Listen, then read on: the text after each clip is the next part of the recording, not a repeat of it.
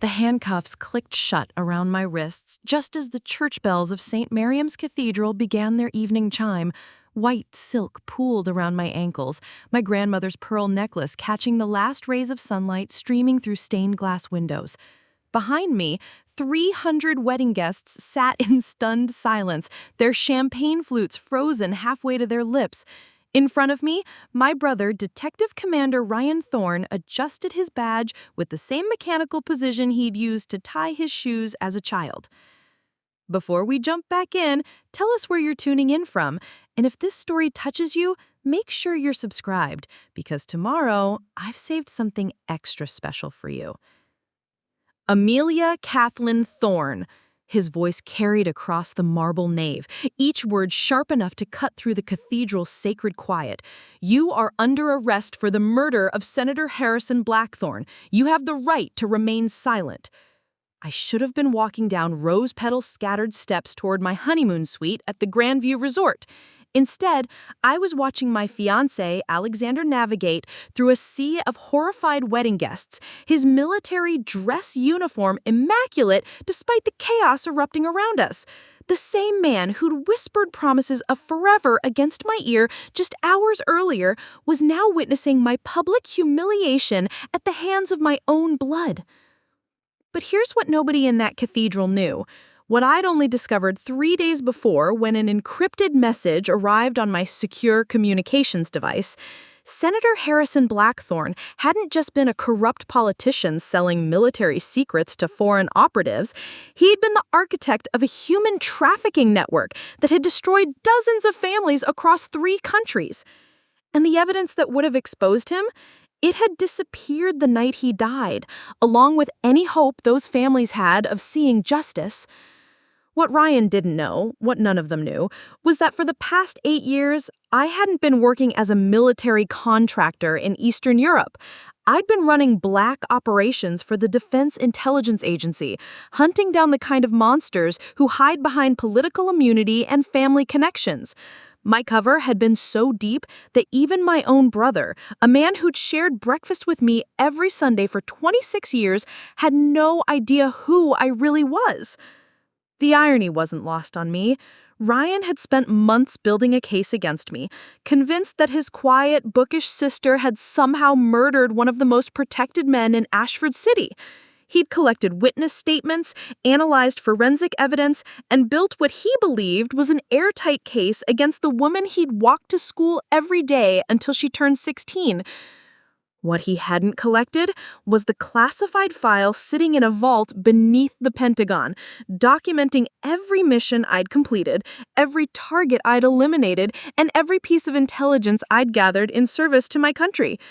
He hadn't seen the commendations signed by generals whose names appeared in history books, or the scars that mapped the real story of where I'd been during all those business trips to Prague and Montenegro. Alexander reached us just as Ryan finished reading my Miranda rights.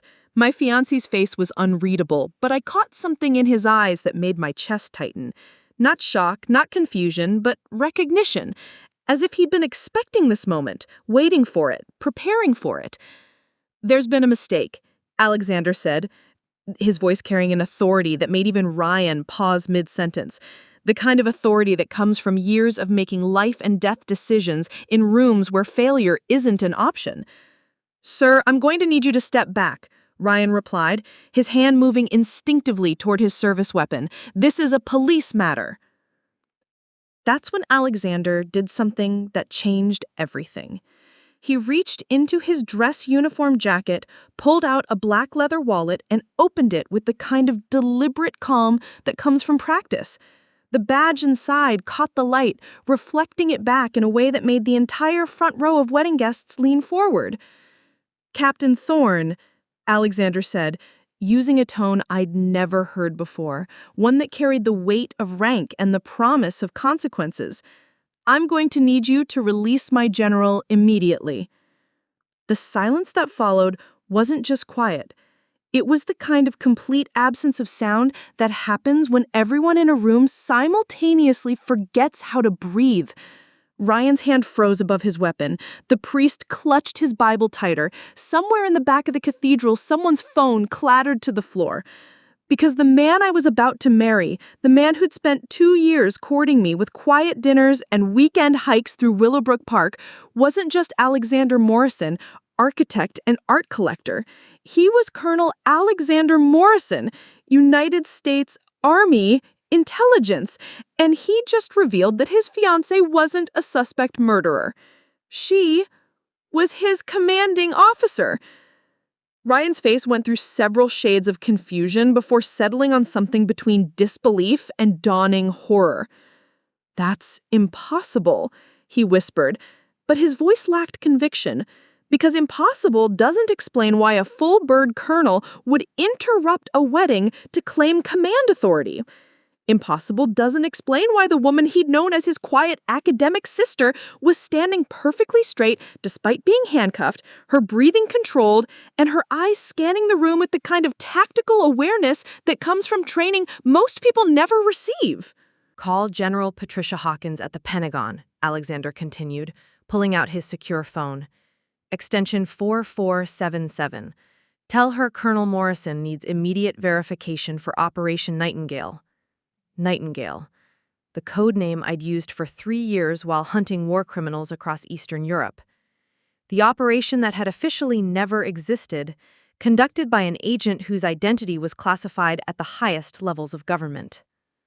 That's when I realized this wedding wasn't ending the way any of us had planned, because the man I was about to marry had just blown my cover to save my freedom, and the brother I'd protected my entire life had just arrested the one person who'd been protecting him from threats he couldn't imagine.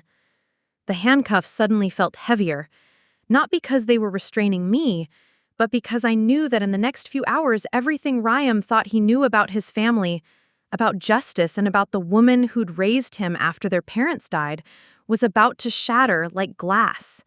And this was only the beginning. Preparing and narrating this story took us a lot of time, so if you are enjoying it, subscribe to our channel. It means a lot to us. Now, back to the story. The phone call to General Patricia Hawkins lasted exactly 4 minutes and 37 seconds. I know because I counted every second while watching my brother's face transform from confident authority to something approaching terror. Ryan had stepped away from the altar, his phone pressed against his ear, while 300 wedding guests pretended not to strain forward to hear every whispered word. When he returned, the handcuffs were already off my wrists. Alexander had produced a key I didn't even know he possessed. "The charges are being dropped," Ryan announced to the cathedral, his voice hollow. "There's been a misunderstanding." But I could see in his eyes that he knew it wasn't a misunderstanding. It was something much worse. It was the moment he realized that everything he thought he knew about the Blackthorne case was wrong, and everything he thought he knew about his sister was a lie. The guests began to murmur, then whisper, then break into full conversations as the reality of what they'd witnessed began to sink in. Mrs. Pemberton from the flower shop was already pulling out her phone. The mayor's wife was frantically texting someone. By tomorrow morning, half of Ashford City would know that Detective Commander Ryan Thorne had arrested his own sister at her wedding, only to have the charges mysteriously dropped. But that wasn't the real problem. The real problem was standing in the third pew, wearing a charcoal gray suit and a smile that never quite reached his eyes. Deputy Chief Nathan Cross had been Ryan's mentor for 8 years, the man who'd guided his career, recommended his promotions, and personally assigned him to the Blackthorne murder investigation. The same Nathan Cross who was now staring at me with the kind of recognition that made my blood run cold. "Alexander," I whispered, my voice barely audible above the cathedral's chaos. "We need to leave, now." He followed my gaze to Cross, and I watched understanding dawn across his features. Because Alexander Morrison, Colonel in Army Intelligence, knew exactly what it meant when a small city deputy police chief recognized a classified DIA operative whose identity was supposed to be buried so deep that even her own family didn't know it existed. It meant someone had been watching me, waiting for me, and they'd used my own brother as their weapon. The investigation wasn't random, I realized aloud, pieces clicking together with the sharp precision of a rifle bolt sliding home. Cross didn't assign Ryan to the Blackthorne case because he was the best detective available. He assigned him because I'm Ryan's sister. Alexander's jaw tightened. They wanted you to run, break cover to save your brother's career. Or they wanted me arrested and disappeared into the system before anyone could ask the right questions about what I really know. I straightened my wedding dress with hands that had stopped shaking years ago on a rooftop in Belgrade. Cross knows I killed Blackthorne, and he knows why. The why was the part that was going to get us all killed. 3 weeks ago, I'd been sitting in a cafe in downtown Ashford, supposedly on leave after my last mission, when I'd recognized Senator Harrison Blackthorne at a corner table. He was supposed to be in Washington, voting on defense appropriations.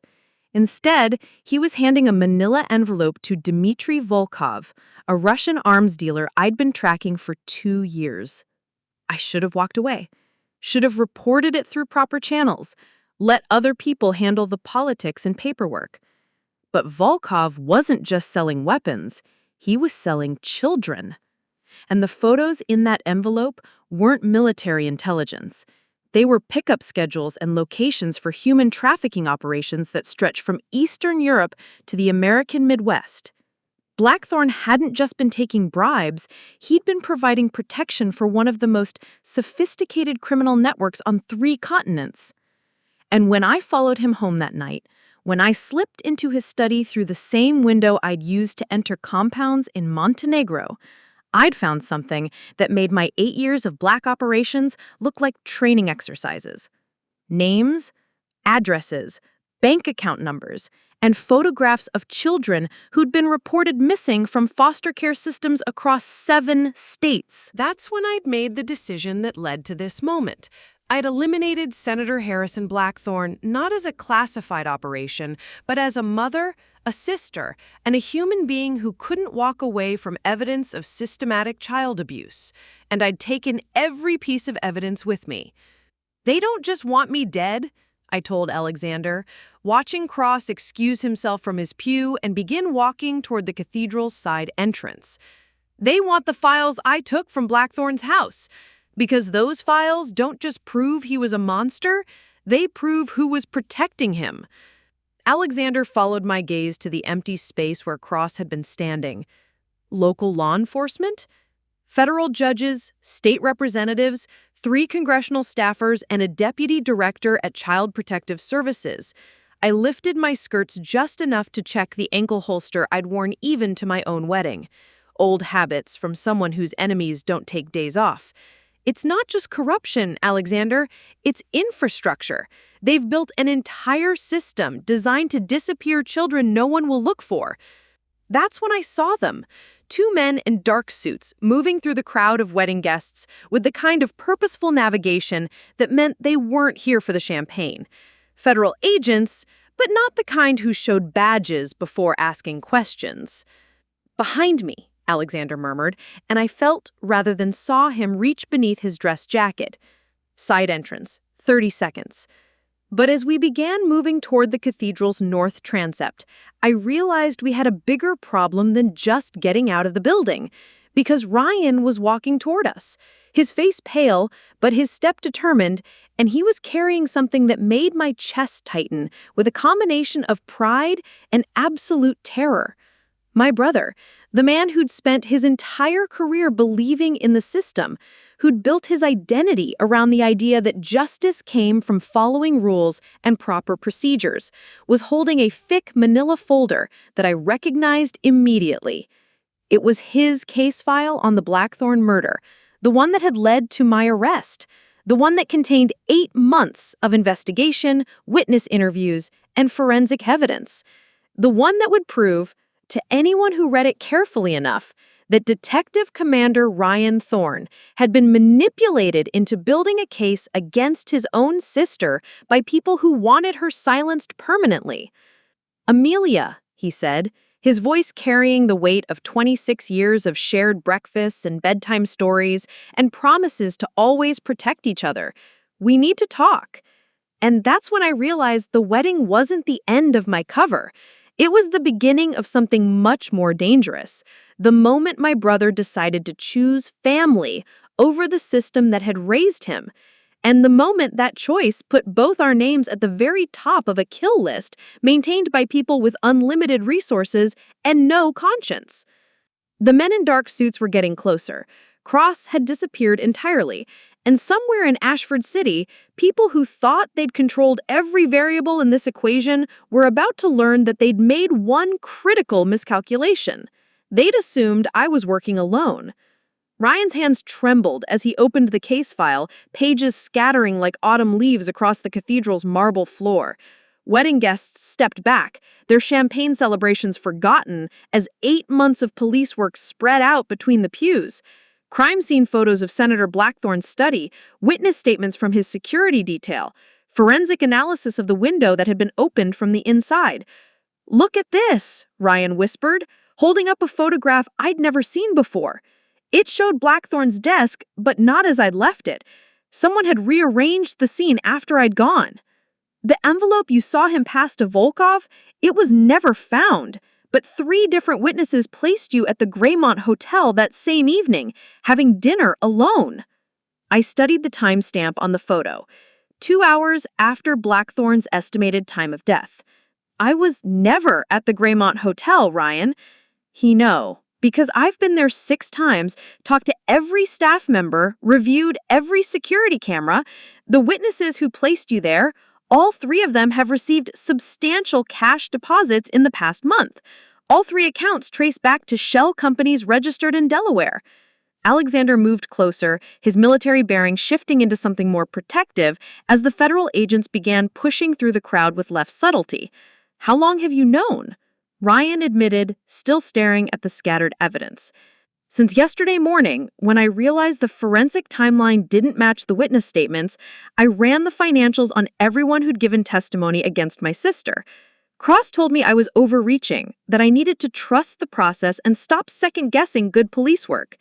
He looked up at me, and I saw the exact moment my little brother realized he'd spent 8 months building a lie designed to destroy his own family.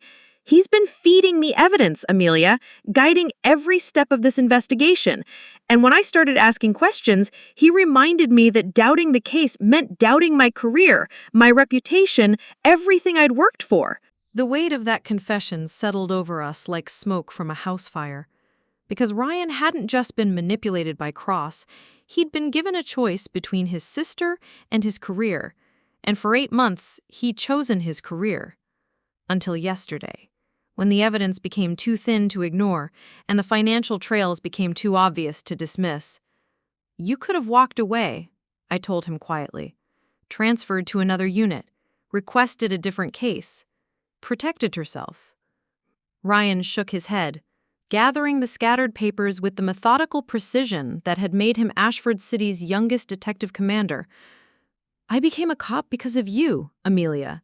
Because when Mom and Dad died, you were 16 years old and you chose to raise me instead of letting social services split us up. You sacrificed college, scholarships, your entire future to make sure I had a home." He stood, the case file clutched against his chest like armor. "You think I'm going to let some corrupt deputy chief destroy the person who saved my life? You think I'm going to choose a badge over the woman who taught me what justice actually means?"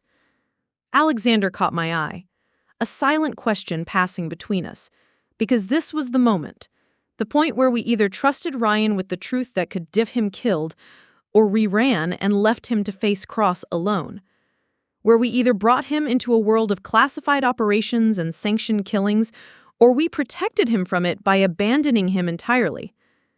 The federal agents were closer now, close enough that I could see they weren't carrying standard-issue weapons. Close enough to recognize the tactical equipment that meant they weren't here to arrest anyone. They were here to eliminate problems quietly and efficiently. "Ryan," I said, making the choice that would change his life forever. "There are things about me that you don't know, things that are going to sound impossible. But if you're really choosing family over career, then you need to understand what you're choosing." He nodded, his jaw set with the same stubborn determination he'd shown as a 12-year-old, refusing to let neighborhood bullies intimidate him. "I'm not a military contractor," I began, my voice low enough that the approaching agents couldn't overhear. "For the past 8 years, I've been running black operations for the Defense Intelligence Agency. Classified missions in Eastern Europe, hunting war criminals and eliminating threats to national security." Ryan's eyes widened, but he didn't interrupt. Senator Blackthorne wasn't just corrupt, he was providing protection for a human trafficking network that's been operating across 3 continents. I killed him because he had evidence of children being sold through foster care systems, and he was using his political position to prevent investigations. I watched my brother process information that should have shattered his understanding of reality. Instead, he straightened, his grip tightening on the case file. "The evidence you took from his house, you still have it? Every document, every photograph, every bank record that proves who's been protecting these people." I glanced at Alexander, who nodded slightly. "But possessing that evidence makes me a target for people with unlimited resources and no accountability." Ryan looked around the cathedral, taking in the scattered wedding guests, the approaching agents, the elaborate decorations that had been meant to celebrate the beginning of my new life. "So what do we do?" Alexander spoke for the first time since the phone call to General Hawkins. "We disappear. All of us. Tonight. Before Ryan realizes Ryan switched sides, and before those agents get close enough to make this conversation our last one." "I can't just disappear," Ryan protested. "I have cases, responsibilities, people depending on me to—" "Ryan," I cut him off, my voice carrying 8 years of command authority. "Look at those men walking toward us. They're not federal agents. They're contractors. The kind of people who make problems disappear permanently. Cross didn't just manipulate your investigation, he's been reporting your progress to people who want me dead." The reality of what I was saying hit him like cold water. His face paled as he turned to look at the approaching figures, finally seeing them with the eyes of someone who understood the stakes. My apartment, my bank accounts, my entire life. He started. "Gone," Alexander confirmed grimly. "The moment you chose to show us that case file, you became a target, because now you have proof that high-ranking law enforcement officials have been compromised, and that proof makes you as dangerous as your sister." Ryan stood silent for a long moment, the weight of his decision settling around him like a heavy coat. When he spoke again, his voice was steady. 26 years ago, my sister gave up everything to protect me. Today, I'm returning the favor." He walked to the nearest church pew, set the case file on the wooden seat, and pulled out his service weapon and badge. Without ceremony, he placed both items next to the file. "Detective Commander Ryan Thorne just died in this cathedral. Whatever happens next, whoever I become, it starts now." The symbolism wasn't lost on any of us. He was burning every bridge, severing every tie to the life he'd built, choosing family over everything else he'd ever known or worked for. Alexander was already moving, his hand on my elbow, guiding us toward the cathedral's side exit. "There's a car waiting. Diplomatic plates, no tracking, full fuel tank. We have maybe 10 minutes before Cross realizes what's happened." But as we reached the door, I turned back to look at the case file Ryan had left behind. 8 months of meticulous police work that proved my innocence and his manipulation, abandoned on a church pew like a discarded prayer book. "Leave it," Ryan said quietly. "Let them find it. Let everyone know that Detective Commander Ryan Thorne figured out he was being used and that he chose truth over career." The irony was perfect. By walking away from his badge, Ryan was performing the most honest act of his police career. By abandoning his case, he was ensuring that the truth would survive even if we didn't. As we stepped into the evening air, I realized that everything had changed. An hour ago, I'd been a woman with a secret identity trying to protect her cover. Now I was a fugitive with 2 allies, carrying evidence that could destroy a network spanning multiple government agencies. But the most important change wasn't tactical or strategic, it was personal. For the first time in 8 years of classified operations, I wasn't working alone. And for the first time since our parents died, Ryan and I were truly family again, bound not by obligation or guilt, but by a choice to stand together against impossible odds. Behind us, the cathedral bells began chiming the hour, marking the end of my wedding day and the beginning of something much more dangerous. Somewhere in the city, Cross was about to discover that his carefully orchestrated plan had produced exactly the opposite of what he'd intended. Instead of isolating me, he'd given me allies. Instead of silencing me, he'd created witnesses. And instead of destroying the evidence of his corruption, he'd ensured it would be found by every reporter, federal investigator, and honest cop in Ashford City. The war was just beginning, but for the first time in months, I felt like we might actually win it. The black sedan was waiting exactly where Alexander had promised, engine running, diplomatic plates gleaming under the streetlights of Meridian Avenue. As we slipped out of St. Miriam's through the side entrance, I caught a glimpse of the chaos we were leaving behind. Wedding guests clustered around the main doors, some crying, others frantically making phone calls. Mrs. Pemberton was already being interviewed by a local news crew that had materialized with impressive speed. But it was the empty pew where Ryan had left his badge that would tell the real story. By tomorrow morning, every honest cop in the department would know that their star detective had walked away from his career rather than participate in a cover-up. The corrupt ones would know they'd lost control of their carefully orchestrated narrative. Alexander opened the sedan's rear door, scanning the street with the methodical attention of someone who'd spent years expecting ambushes. Driver's name is Torres, former Marine, current State Department security. He'll get us to the safe house without questions or complications. Torres was a compact man with graying temples and steady hands on the steering wheel. He nodded once as we settled into the leather seats, then pulled away from the cathedral with the smooth efficiency of someone who'd done this before. No introductions, no small talk, just the quiet competence of a professional who understood that some conversations were better left unspoken. The safe house was 23 miles outside Ashford City, tucked into the hills above Clearwater Lake, where summer cabins dotted the shoreline like scattered coins. As we drove through the gathering darkness, Ryan stared out the window at the passing landscape, his face reflecting the weight of everything he'd left behind. "Tell me about the files," he said, suddenly, breaking the silence that had settled over us like dust. "What exactly did you take from Blackthorne's house?" I'd been dreading this question, not because I didn't trust him, but because some truths are heavy enough to break people who aren't prepared to carry them. Financial records linking congressional staffers to offshore accounts, shipping manifests for cargo containers that officially carried construction materials but actually transported children from Moldova and Romania, and photographs. Ryan's jaw tightened. What kind of photographs? The kind that proved these people weren't just taking bribes or looking the other way, they were active participants, buyers, clients. Some of the children in those photos couldn't have been older than 10. The sedan's interior went completely silent except for the soft hum of tires on asphalt. Torres's eyes found mine in the rearview mirror, and I saw something there that told me he'd transported other passengers carrying similar burdens. The kind of knowledge that changes how you see the world, that makes it impossible to trust institutions or assume good intentions. Alexander leaned forward, his voice carefully controlled. "How many names were in the files?" 47 confirmed, another dozen under investigation. I watched the lake appear through the trees, moonlight turning the water into hammered silver.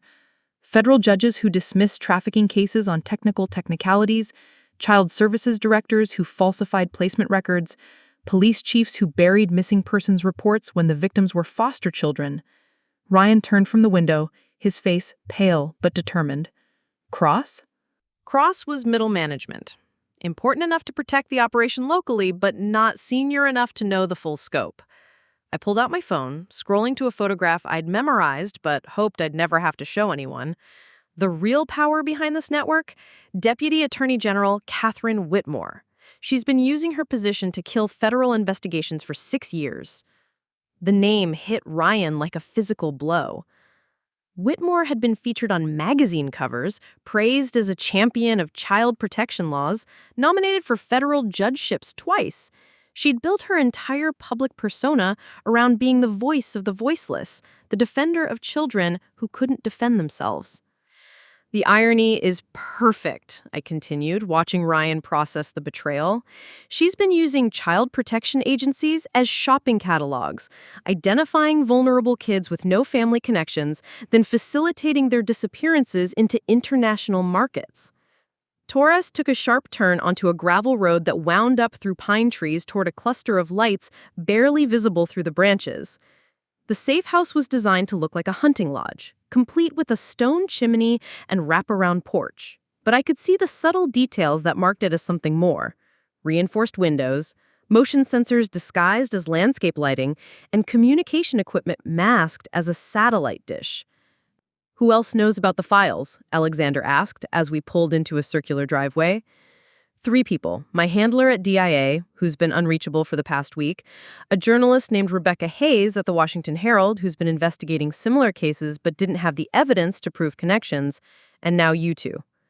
Ryan was studying the lodge with the trained eye of someone who'd spent years assessing crime scenes. The handler being unreachable? That's not a coincidence. No, I agreed. Commander Sarah Chen has been running classified operations for 15 years. She doesn't go silent unless she's been silenced. Torres cut his engine and turned to face us, speaking for the first time since we'd left the cathedral. "Ma'am, I'm instructed to tell you that communication protocols have changed. Your previous contact methods are compromised. New instructions are inside." The implication was clear. My entire operational network had been blown. The people I'd trusted to protect me, to provide backup and intelligence, had either been bought, threatened, or eliminated. We weren't just fugitives from corrupt local law enforcement. We were cut off from the very agencies that should have been protecting us. Inside the lodge, the furnishings were deliberately generic. Comfortable but forgettable, like a corporate retreat center or government training facility. A manila envelope waited on the kitchen counter, my name written across it in handwriting I didn't recognize. Alexander checked the windows while Ryan examined the door locks, both men falling into protective patterns without discussion. I opened the envelope, finding a single sheet of paper with a message that made my blood run cold. "General Hawkins sends her regards. Chen's body was found in her Pentagon office this morning. Apparent suicide. Your cover is blown at the highest levels. Trust no one in official channels. The journalist Hayes is alive, but under surveillance. You have 48 hours before they locate this facility. Use them wisely. A friend." Ryan read the message over my shoulder, his face hardening with each word. "They killed your handler?" And made it look like suicide to prevent an investigation. I walked to the lodge's main window, looking out at the lake below. Somewhere in those dark waters, fish were hunting smaller fish, predators pursuing prey, and an endless cycle of survival. Alexander was examining what looked like a hunting rifle mounted above the fireplace, but I could tell from his posture that it was something more sophisticated. 48 hours to do what? To copy and distribute the files before they kill us, too. I pulled out my laptop, a custom machine with encryption software that would have impressed NSA cryptographers. Ryan sat down heavily in a leather chair, the weight of the day finally catching up to him.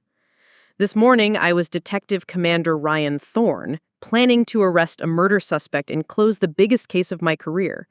Tonight, I'm a fugitive, helping my sister expose a conspiracy that reaches into the highest levels of government. Any regrets?"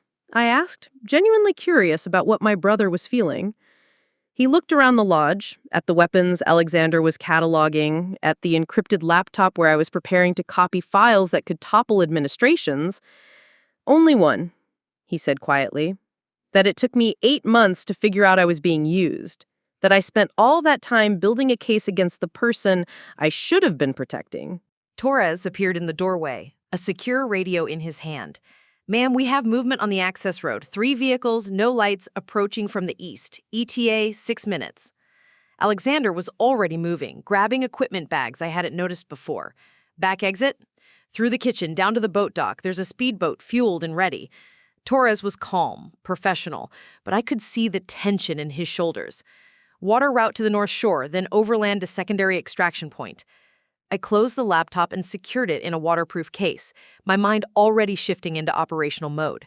But as we prepared to run again, I realized something that changed everything about our situation. We weren't just being hunted, we were being herded, pushed from safe house to safe house, forced to trust people we'd never met, dependent on resources we couldn't verify. And somewhere in that process, someone was learning our patterns, tracking our movements, preparing to close a trap we couldn't see coming. The 48-hour deadline wasn't about finding us, it was about giving us enough rope to hang ourselves with. The speedboat cut through Clearwater Lake like a knife through black silk, Torres at the helm with the confidence of someone who'd navigated these waters in complete darkness before. Behind us, searchlights swept the lodge we'd abandoned, their beams catching the pine trees in stark white relief. 3 boats had launched from the eastern shore within minutes of our escape, their engines growing louder as they spread out in a search pattern designed to cut off all possible routes. But Torres wasn't heading for any of the obvious landing points. Instead, he steered us toward what looked like an uninhabited stretch of northern shoreline where ancient oak trees grew so close to the water that their branches formed a natural canopy. As we approached, I saw the subtle modifications that marked this as another prepared position. A camouflaged dock extending just far enough into the lake to accommodate a small boat, and a path leading up through the trees that had been cleared recently but disguised to look natural.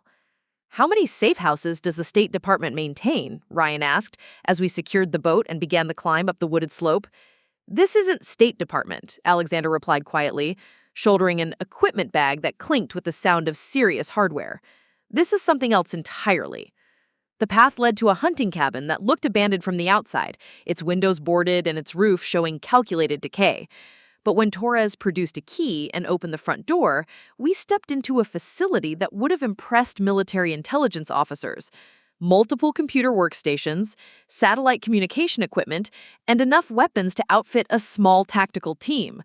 More importantly, someone was waiting for us.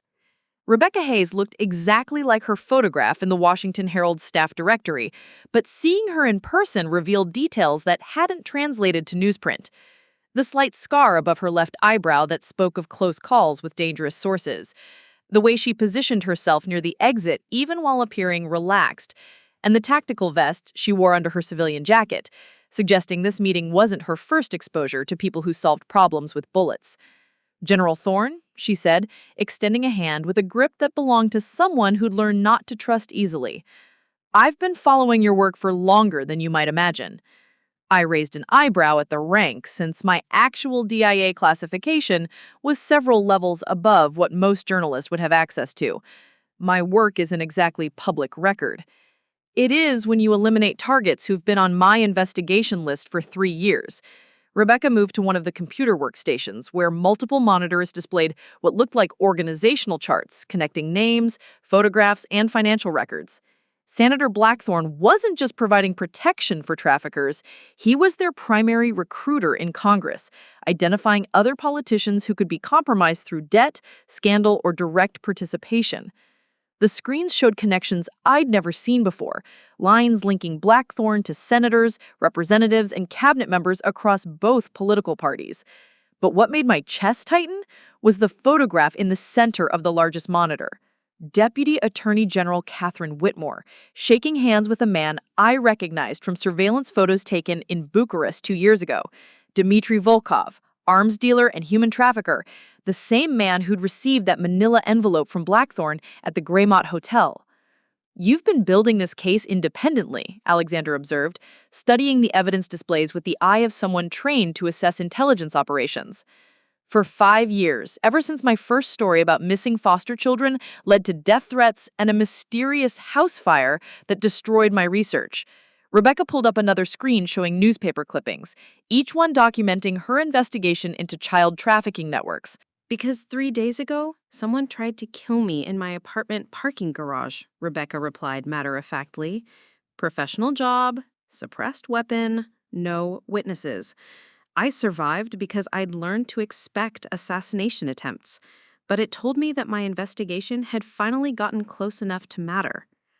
She pulled up security camera footage on another monitor, showing a figure in dark clothing approaching her car with the mechanical precision of a trained killer. The timestamp showed it was taken the same night I'd eliminated Blackthorne. They knew you'd taken evidence, and they knew I was the journalist most likely to publish it, so they decided to eliminate both problems simultaneously.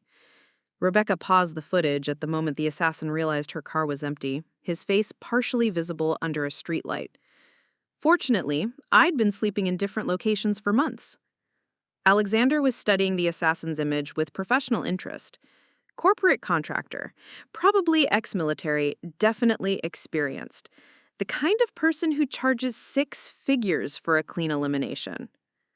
Which tells us something important about our opposition, I added, connecting pieces that had been floating in my mind since the Cathedral. They have access to black budget funding, classified personnel files, and the kind of contractors who normally work overseas operations. Rebecca nodded grimly. This isn't just government corruption, it's a parallel intelligence operation using official resources and personnel for private criminal enterprise. She opened a secure laptop and began transferring files at a speed that suggested she'd been preparing for this moment. Your evidence fills in the financial architecture I'd been missing. Bank routing numbers, transaction records, shell companies used to move money from Europe to the United States. But more than that, it provides proof of active participation by people I'd only been able to theorize about. The transfer was taking longer than I'd expected, and I realized she wasn't just copying the files I'd taken from Blackthorne's house. She was integrating them with 5 years of investigative work, creating a comprehensive database that connected names, dates, locations, and financial records into a narrative that would be impossible to dismiss or debunk.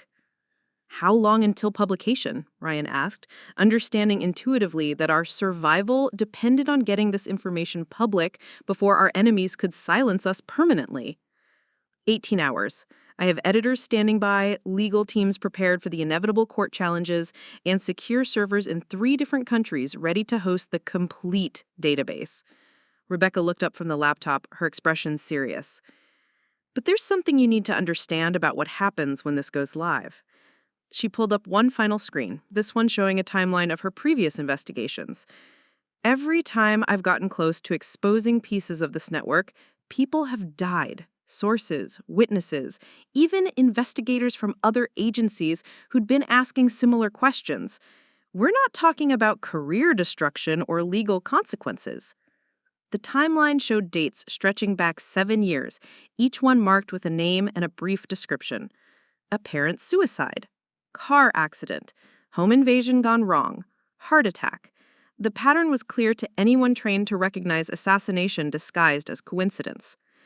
Once this story publishes, everyone connected to this room becomes a target for elimination. They can't allow any of us to survive to testify, to provide additional evidence, or to identify other participants we haven't exposed yet. Ryan was staring at the timeline, his face pale as he calculated what we were walking into. So we're not just exposing corruption, we're signing our own death warrants. Unless we disappear completely and permanently, Alexander said quietly. New identities, new countries, no contact with previous lives or families. I thought about what that meant. Never seeing Ryan again after we'd just rediscovered our connection, never returning to the work I'd devoted my life to, never having any kind of normal existence, always looking over my shoulder for contractors with suppressed weapons and professional training. But then I looked at the photographs on Rebecca's monitors. Children who'd been stolen from families, sold like merchandise, transported across continents to satisfy the appetites of people wealthy enough to buy human beings. Kids who trusted foster care systems designed to protect them, only to find themselves trapped in networks designed to exploit them. There's another option, I said, my voice carrying 8 years of operational certainty. We don't just publish the evidence and run, we use the 18 hours before publication to eliminate the key players personally. The room went silent except for the hum of computer equipment. Rebecca stopped typing, her hands frozen over the keyboard. Ryan was staring at me with the expression of someone who was seeing his sister clearly for the first time. Alexander nodded slowly, understanding exactly what I was proposing. Caitlin Whitmore, Deputy Chief Cross, and whoever else is senior enough in this network to order the assassination of a DIA handler inside the Pentagon. We don't wait for justice systems that have been compromised. We don't hope that exposure will lead to prosecution when the prosecutors are part of the network. We eliminate the threats directly and efficiently. Rebecca looked around the cabin at the weapons, the tactical equipment, the communication systems that suggested this facility had been prepared for exactly this kind of operation. This is why you brought us here, isn't it? Not just to copy files and publish evidence, to plan a coordinated strike against people who think they're untouchable. Torres spoke from the doorway where he'd been monitoring our perimeter. Ma'am, if you're planning what I think you're planning, you should know that there are resources available beyond what you see in this room. People who've been waiting for someone with your evidence and your capabilities to make this kind of decision. I looked around the cabin, understanding finally that our escape hadn't been improvised. Someone had been planning this confrontation for months, maybe years, preparing facilities and resources for the moment when the right person would have the right evidence and the right motivation to take direct action. "Who are you people?" Ryan asked, the question I'd been avoiding since we'd first seen Torres waiting outside the cathedral. Torres smiled grimly. "We're the people who've been watching this network destroy children and corrupt institutions for too long. And we've been waiting for someone like your sister to give us the legal and moral justification to do what needs to be done." The 18 hours until publication weren't just a deadline for getting information public. They were a countdown to the most dangerous operation any of us had ever attempted. Because we weren't just going after corrupt politicians or dirty cops. We were going to war against people who had unlimited resources, government protection, and nothing left to lose. The first ally arrived at dawn, announced only by Torres's barely perceptible nod toward the cabin's reinforced door. I'd been awake for 3 hours studying reconnaissance photos of Deputy Attorney General Catherine Whitmore's Georgetown townhouse, while Rebecca finalized the publication timeline with her editors. When the door opened, I expected another government contractor or intelligence operative. Instead, I found myself looking at Dr. Patricia Larson, the chief medical examiner for Washington, D.C., a woman whose testimony had convicted dozens of killers and whose forensic expertise was respected in courtrooms across the country. She was also, according to the files Rebecca had compiled, someone who'd been quietly documenting suspicious deaths for the past 4 years. "General Thorne," she said, setting down a metal briefcase with the careful precision of someone who spent their days handling evidence that could make or break criminal cases, "I've been waiting for someone to connect the patterns I've been seeing in my morgue." She opened the briefcase, revealing not medical instruments, but autopsy photographs and toxicology reports. Commander Sarah Chen didn't commit suicide. The angle of the gunshot wound was inconsistent with self-infliction, and her blood showed traces of a paralytic agent that would have rendered her unable to resist. But when I tried to flag the case for homicide investigation, my report was classified and buried. Ryan leaned over the photographs, his detective instincts engaging, despite the personal stakes. "How many others?" 17 confirmed, another dozen highly suspicious. Dr. Larson spread the reports across the cabin's dining table like a dealer shuffling cards. Federal prosecutors, investigative journalists, child welfare advocates, even a congressional aide who'd been asking questions about missing appropriations for child services, all ruled natural deaths or accidents, all showing forensic evidence of professional assassination. Alexander studied the toxicology reports with the focused attention of someone who'd been trained to recognize chemical weapons. "This compound, it's not commercially available. Military grade, developed for covert operations where the elimination needs to look natural." Dr. Larson's voice carried the weight of someone who'd spent years watching murderers walk free because she couldn't prove what she knew. Someone with access to classified chemical agents has been systematically eliminating anyone who got too close to exposing this network. The cabin door opened again, admitting a woman whose appearance made me instinctively check the positions of the nearest weapons. Agent Diana Cross carried herself with the controlled violence of someone who spent years in situations where hesitation meant death. But what made my pulse quicken was the family resemblance to Deputy Chief Nathan Cross. "Before anyone draws a weapon," she said, raising both hands in a gesture of surrender, "you should know that I've been investigating my brother for 3 years. Internal affairs wouldn't touch him because of his political connections, so I've been building a parallel case through FBI channels." She pulled out a tablet showing surveillance footage of Nathan Cross meeting with known criminals, accepting cash payments, and personally deliver files to people who had no official connection to law enforcement. "I've been waiting for someone to provide the evidence I needed to move against him officially. Your files don't just prove he's corrupt, they prove he's been operating as a foreign agent, using his police authority to protect a criminal network with international connections." Rebecca looked up from her laptop, where she'd been coordinating with legal teams across 3 time zones. "How many people are we talking about here? This operation is starting to look like a small army." Torres consulted an encrypted tablet that had been silent until now. 12 confirmed participants, each bringing specific expertise and resources. FBI cybercrime specialists who can trace financial transactions through encrypted channels, military intelligence officers who've been tracking similar operations in Eastern Europe, even a federal judge who's been deliberately slow-walking cases to protect the network while documenting everything for future prosecution. The scope was staggering. What had started as my personal vendetta against Senator Blackthorne had revealed a conspiracy that reached into every level of government, and apparently every level of government had people who'd been fighting it from within. Agent Cross activated her tablet's secure communication system, and within minutes, we were looking at live video feeds from Washington, D.C., showing other team members in position around key targets. "This is Special Agent Marcus Webb, FBI Financial Crimes Division. He's been tracking cryptocurrency transactions from European trafficking networks to U.S. political campaigns for 18 months. Webb's voice came through clearly despite the encryption. "General Thorne, your financial records from the Blackthorne files allowed us to identify the conversion points where foreign currency becomes domestic political contributions. We're looking at campaign finance violations that could bring down 3 senators, 8 representatives, and 2 cabinet members."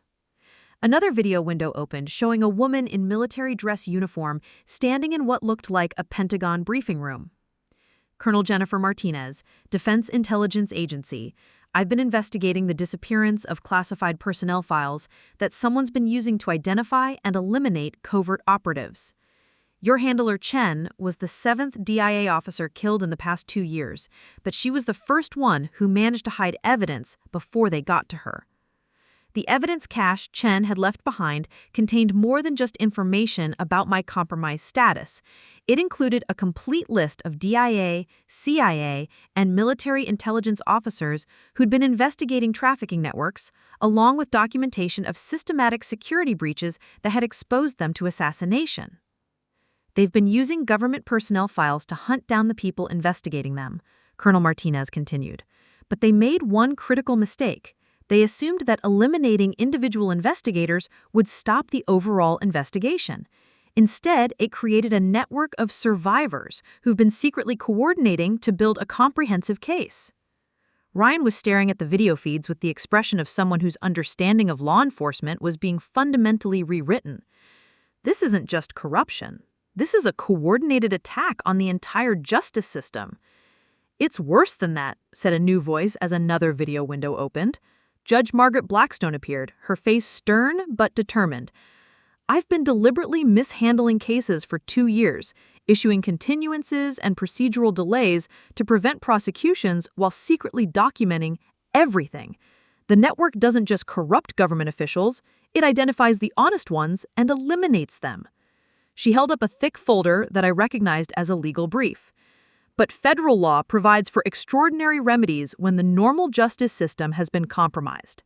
Executive Order 12333 allows for direct action against foreign intelligence threats operating on U.S. soil. And these trafficking networks, with their international connections and government infiltration, qualify as exactly that kind of threat. Alexander leaned forward, understanding the legal implications. You're talking about treating this as a national security operation rather than a law enforcement matter. I'm talking about using every legal authority available to protect American children from an organized criminal network that has compromised local, state, and federal law enforcement. Judge Blackstone's voice parried the authority of someone who'd spent decades interpreting constitutional law. The evidence you've collected provides legal justification for direct military action against enemy combatants operating on American soil. The cabin's communications system lit up with additional video feeds as more team members checked in from positions across the country.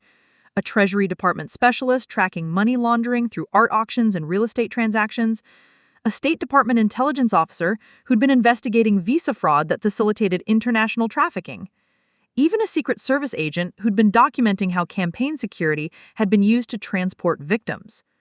18 hours until publication, Rebecca announced, her voice cutting through the tactical chatter. But we're not just publishing evidence anymore. We're coordinating a simultaneous law enforcement and military operation designed to decapitate the entire network before they can respond. Torres walked to a wall map that showed the eastern United States marked with dozens of colored pins, each one representing a target location or team position. Operation Clean House goes live at 0600 tomorrow morning. Coordinated arrests, asset seizures, and direct action against high-value targets who can't be taken through normal legal channels. Dr. Larson packed up her forensic evidence, her expression grim but satisfied. For 4 years, I've been documenting murders disguised as suicides and accidents. Tomorrow morning, every one of those cases gets reopened with federal oversight and unlimited resources. Agent Cross was already suiting up in tactical gear that had been waiting in equipment lockers I hadn't noticed before. My brother spent 3 years thinking he was untouchable because of his political connections. Tomorrow, he finds out that those connections go both ways, and some of us have been playing a longer game than he realized. I looked around the cabin at the screens showing coordinated teams across multiple time zones, at the weapons and equipment that had been pre-positioned for exactly this operation, at the legal authorities that provided constitutional cover for what we were about to attempt. The scale was beyond anything I'd imagined when I'd killed Senator Blackthorne to protect trafficked children. How long have you been planning this? I asked Torres, finally understanding that our escape from the cathedral hadn't been improvised. 2 years, he replied simply, ever since we realized that normal law enforcement couldn't handle this level of corruption. We've been waiting for someone with your operational experience and legal authority to provide the catalyst for direct action. Ryan was studying the tactical timeline with the focused attention he'd once brought to major criminal investigations. What happens to us afterward, when this is over and the network is destroyed? Colonel Martinez answered from the Pentagon briefing room. That depends on how many of us survive the next 18 hours, because once we move against these people, there's no going back. They'll use every resource at their disposal to eliminate everyone involved in Operation Clean House. The weight of that reality settled over the cabin like smoke from a distant fire. We weren't just planning to expose corruption or prosecute criminals. We were declaring war against people who had unlimited funding, government access, and a proven willingness to commit murder to protect their interests. But as I looked at the faces on the video screens, at the evidence spread across our tables, at the weapons and legal authorities that had been assembled for this moment, I realized something that made the risk worthwhile. For the first time in years, the children whose photographs filled Blackthorne's files had advocates with the resources and authority to actually protect them. And for the first time since this investigation began, the predators who'd been hiding behind government positions were about to discover that some of us had been building a bigger, better funded, and more legally protected conspiracy than theirs. The countdown to dawn had begun, and with it, the most dangerous 18 hours of all our lives. The revelation came at 03:47 hours, 13 hours before Operation Clean House was scheduled to begin.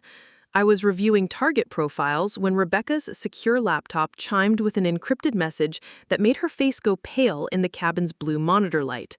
"We have a problem.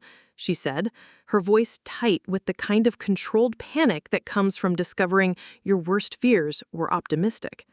My contact at Interpol just sent me something that changes everything we thought we knew about this network. The file she opened contained photographs from a raid on a compound in Moldova 3 days earlier. European authorities had rescued 47 children. But what made my blood run cold wasn't the rescue operation. It was the documentation they'd found. Shipping manifests and client lists that connected the Moldovan operation directly to the network we'd been tracking in the United States. But the connections went far beyond what we'd discovered in Blackthorne's files. "Look at the dates," Rebecca said, scrolling through records that showed transactions spanning 8 years. This network didn't start with Blackthorne. He was middle management in an operation that's been running since 2017. And it's not just trafficking children from Eastern Europe to the United States. The manifests showed a bilateral operation. American children, primarily from foster care systems in rural states, were being transported to European buyers. European children were being moved to American clients. The network had created an international marketplace where predators could access victims from anywhere in the world. Alexander leaned over my shoulder, his military experience allowing him to process the tactical implications faster than my police-trained brother. Geographic diversification reduces the risk of local investigations connecting victims to buyers. A missing child from Montana can't be linked to a predator in New York if the child was actually transported to buyers in Berlin. Dr. Larson looked up from the forensic evidence she'd been cataloging. This explains the pattern I've been seeing in autopsy reports. Victims found in American cities showing signs of recent international travel, but with no legal documentation of leaving the country. Therese activated additional communication links, connecting us to team members who had been monitoring European law enforcement channels. Within minutes, we were looking at live video feeds from Europol headquarters in The Hague, where investigators were discovering that the Moldovan rescue had exposed only a single node in a network spanning 12 countries. Inspector Klaus Weber, Europol Human Trafficking Division, announced the man on the screen, his German accent barely detectable through years of international police work. This compound contained evidence of operations in the United States, Canada, Australia, and throughout the European Union. This is not a regional criminal organization. This is a multinational corporation specializing in human trafficking. The scope was staggering. Client lists contained names from Fortune 500 companies, European aristocracy, Middle Eastern royalty, and political figures from every major democracy. The network hadn't just corrupted American institutions, it had created parallel corruption in governments across the developed world. Colonel Martinez's voice came through the secure communication channel from the Pentagon. "General Thorne, we've been monitoring financial transfers triggered by the European raid. In the past 72 hours, over $200 million has moved through cryptocurrency exchanges from accounts linked to the trafficking network." She paused, and I could hear keyboard typing in the background as additional intelligence was processed in real time. But here's what's truly concerning. The money isn't being moved to traditional offshore accounts. It's being used to purchase military-grade equipment, private security contractors, and what appears to be accelerated extract protocols for high-value network participants. Judge Blackstone's voice joined the communication from her secure judicial chambers. "I've been monitoring emergency court filings across multiple jurisdictions. In the past 24 hours, 17 different law firms have filed motions for expedited passport renewals, diplomatic immunity claims, and asylum applications for clients whose names appear in the trafficking evidence." The implication was clear. The network wasn't just preparing to defend itself against Operation Clean House, it was preparing to evacuate its most important participants before they could be arrested or eliminated. Rebecca was typing furiously, coordinating with editors and legal teams who were having to expand their publication timeline to accommodate evidence from multiple continents. The story keeps getting bigger. What started as exposing American political corruption has become documenting an international criminal enterprise that's been operating for nearly a decade. Agent Cross spoke from her position outside Washington, D.C., where she'd been conducting surveillance on her brother's activities. Nathan's been making unusual phone calls since yesterday evening, encrypted communications with people whose voices I don't recognize, but the tone suggests he's receiving orders rather than giving them. She paused, and I could hear traffic in the background as she adjusted her surveillance position. But more concerning, he's been visited by people who aren't local law enforcement, professional contractors, the kind who normally work corporate security or international operations. They're setting up what looks like a command post in his house. The tactical picture was becoming clear with disturbing efficiency. The network had been monitoring our activities since the Cathedral, tracking our movements and communications despite the security protocols we thought were protecting us. They'd been preparing a coordinated response that would eliminate all Operation Cleanhouse participants, while simultaneously extracting key network leaders to countries without extradition treaties. Torres was studying satellite imagery on multiple screens, showing movement patterns around high-value targets across 3 time zones.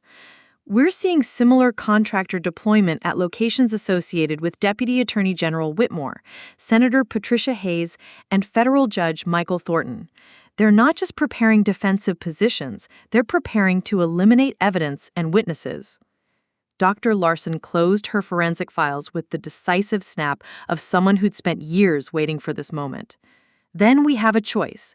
We can proceed with Operation Cleanhouse as planned and hope we can move fast enough to prevent total network evacuation, or we can accelerate the timeline and accept that we'll be operating with incomplete intelligence and higher casualty risks. The weight of that decision settled over the cabin like toxic fog. Accelerating the operation meant moving against targets before we'd completed reconnaissance, before legal authorities were fully prepared, and before backup resources were positioned. But waiting meant allowing the network time to escape with evidence of crimes spanning nearly a decade and involving thousands of victims. Inspector Weber's voice cut through our tactical debate from The Hague. General Thorne, European authorities have made a decision that may influence your timeline. Based on the evidence from the Moldovan raid, we're executing simultaneous operations against network facilities in 6 countries, beginning at 0200 GMT. I checked my watch.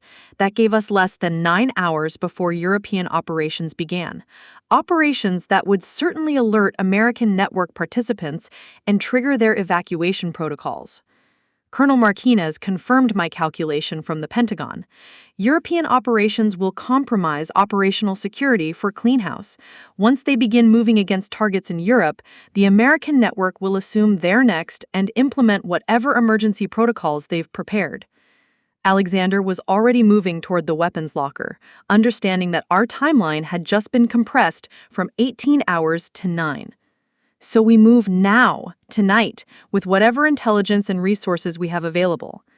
Rebecca looked at her laptop screen, where legal teams and editors were frantically preparing to publish incomplete evidence, rather than wait for the comprehensive documentation they'd been planning. The story goes live in 6 hours, ready or not. Every major news organization in 12 countries will be publishing simultaneously, making it impossible to suppress or discredit. Judge Blackstone's voice carried the authority of someone who'd spent decades making decisions that affected lives and careers. Federal warrants are being prepared based on existing evidence. Military authorization is confirmed under national security protocols. Legal cover is in place for direct action against targets who cannot be arrested through conventional law enforcement. Torres activated communication links to all team members, his voice calm despite the compressed timeline. Operation Cleanhouse is now Operation Lightning Strike. All teams, prepare for immediate deployment. Target elimination begins in 3 hours, coordinated with European operations and simultaneous media publication. The cabin exploded into controlled chaos as equipment was distributed, final intelligence was shared, and team members made their final preparations. But as I checked my weapons and reviewed target photographs one last time, I realized something that changed my understanding of what we were attempting. This wasn't just about rescuing trafficked children or punishing corrupt officials. It was about preventing the complete collapse of democratic institutions that had been systematically corrupted by people who viewed human beings as commercial commodities. The the network we'd discovered wasn't just criminal. It was a parallel government system that had been operating for years, making decisions about which cases got investigated, which politicians received funding, and which children disappeared without investigation. Ryan appeared beside me, now wearing tactical gear that made him look more like a military operator than a small city police detective. For 8 months, I thought I was investigating one murder. Tonight, we're going to war against people who've been murdering democracy itself. Agent Cross checked in from her surveillance position outside her brother's house. Nathan's preparing to leave. Packed bags, encrypted communications, and enough private security to suggest he's not planning to return to Ashford City. The countdown had accelerated beyond our control, but as I looked around the cabin at people who'd been preparing for this moment for years, I realized something that made the compressed timeline feel less like panic and more like destiny. We weren't rushing into an unprepared operation. We were finally moving at the same speed as the crisis we'd been trying to prevent. In 3 hours, the most dangerous night of our lives would begin, but for the first time since this investigation started, we would be moving faster than our enemies. The first sign that our enemies had anticipated lightning strike came at 0138 hours, exactly 42 minutes before our operations were scheduled to begin. Agent Cross's surveillance position outside her brother's house went dark mid-transmission, her final words cut off by the distinctive sound of suppressed gunfire. "Diana's been compromised," Torres announced, his voice carrying the flat professionalism that comes from years of watching operations go sideways. "Her position is under attack by what sounds like a full tactical team." Rebecca looked up from her laptop where final publication protocols were being coordinated across 12 time zones. "They're not waiting for us to move first. They're implementing their own preemptive strike." The secure communication channels lit up with reports from team members across the country. Special Agent Webb's surveillance of cryptocurrency exchanges had been disrupted when federal marshals arrived at his FBI field office with arrest warrants claiming he was leaking classified information to foreign agents. Judge Blackstone's secure chambers had been evacuated due to a credible bomb threat that prevented her from issuing the warrants we needed for legal cover. Most disturbing, Colonel Martinez's communication from the Pentagon had been replaced by an automated message stating that her security clearance had been suspended pending investigation of unauthorized disclosure of classified materials to civilian contractors. The network wasn't just defending itself. It was systematically dismantling our operational capabilities using the same government institutions we'd been trying to protect. "How did they know?" Ryan asked, checking his tactical equipment with the focused intensity of someone who'd realized the rules had changed completely. "Our communications were encrypted, our locations were secure, our operational security was military grade." Alexander answered while monitoring multiple data streams that showed the true scope of the counterattack. "He's been watching us since the Cathedral, not just tracking our movements, but monitoring our communications, identifying our allies, and preparing targeted responses to neutralize every aspect of lightning strike." He pulled up satellite imagery showing unusual activity around targets we'd been planning to hit. Deputy Attorney General Whitmore's Georgetown house is currently surrounded by what appears to be a private military company. Senator Hayes' estate in Virginia has been evacuated, with helicopter traffic suggesting executive protection protocols. And the offshore accounts we were planning to freeze have been emptied in the past 6 hours. The systematic nature of the response was almost impressive. Every target we'd identified was now protected or evacuated. Every ally we'd recruited was being neutralized through legal challenges, physical attacks, or bureaucratic suspension. And every piece of evidence we'd planned to secure was being moved or destroyed. Dr. Larson's voice came through the secure channel from her forensic laboratory in Washington. "My access to federal autopsy databases has been terminated. Someone with administrative authority has locked me out of my files, and security personnel are currently removing boxes of evidence from my facility." Torres was monitoring law enforcement channels across multiple jurisdictions, his expression growing grimmer as reports continued coming in. This isn't improvised. They're implementing a comprehensive counterintelligence operation that's been planned for months. Every move we've made, every ally we've recruited, every piece of evidence we've collected, they've been preparing specific responses. The cabin's communication systems began displaying warning messages as our encrypted channels experienced systematic interference. Someone with access to military-grade electronic warfare capabilities was jamming our frequencies, isolating us from our team members and preventing coordination of any remaining operations. But it was Rebecca's laptop that delivered the devastating news. Her secure connection to newspaper editors across 12 countries had been severed, replaced by legal injunctions claiming that publication of the trafficking evidence would compromise ongoing federal investigations and endanger the lives of undercover agents. "They're not just stopping lightning strike," she said, her voice hollow with the realization of how completely they'd anticipated our strategy. "They're preventing any publication of the evidence. Every major news organization has received federal court orders prohibiting disclosure of information related to Operation Guardian Shield, which is apparently their code name for the trafficking network." The irony was bitter.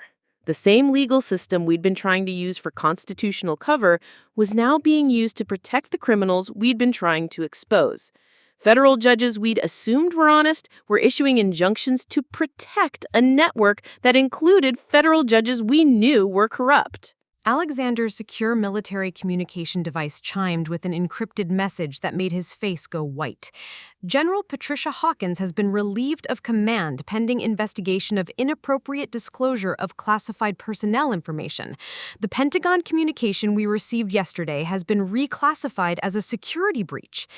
The message continued with information that explained how our enemies had stayed ahead of us throughout the entire operation. They've had access to military personnel files, federal law enforcement databases, and judicial communication systems for years. Not just corrupt officials providing information, but systematic access to the computer systems that coordinate government response to criminal investigations. Ryan was staring at his service weapon, understanding finally that his entire career had been built on investigating cases that someone else had decided he was allowed to solve. They didn't just corrupt parts of the justice system, they've been controlling it, deciding which cases get investigated, which evidence gets processed, which suspects get arrested. Taurus received a coded message on equipment I hadn't seen before, something that bypassed the communication channels being jammed by our enemies. Evacuation protocols are in effect. European operations have been similarly compromised.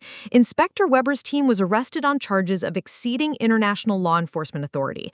The Moldovan evidence has been seized by Interpol officials who claim it was obtained through illegal surveillance.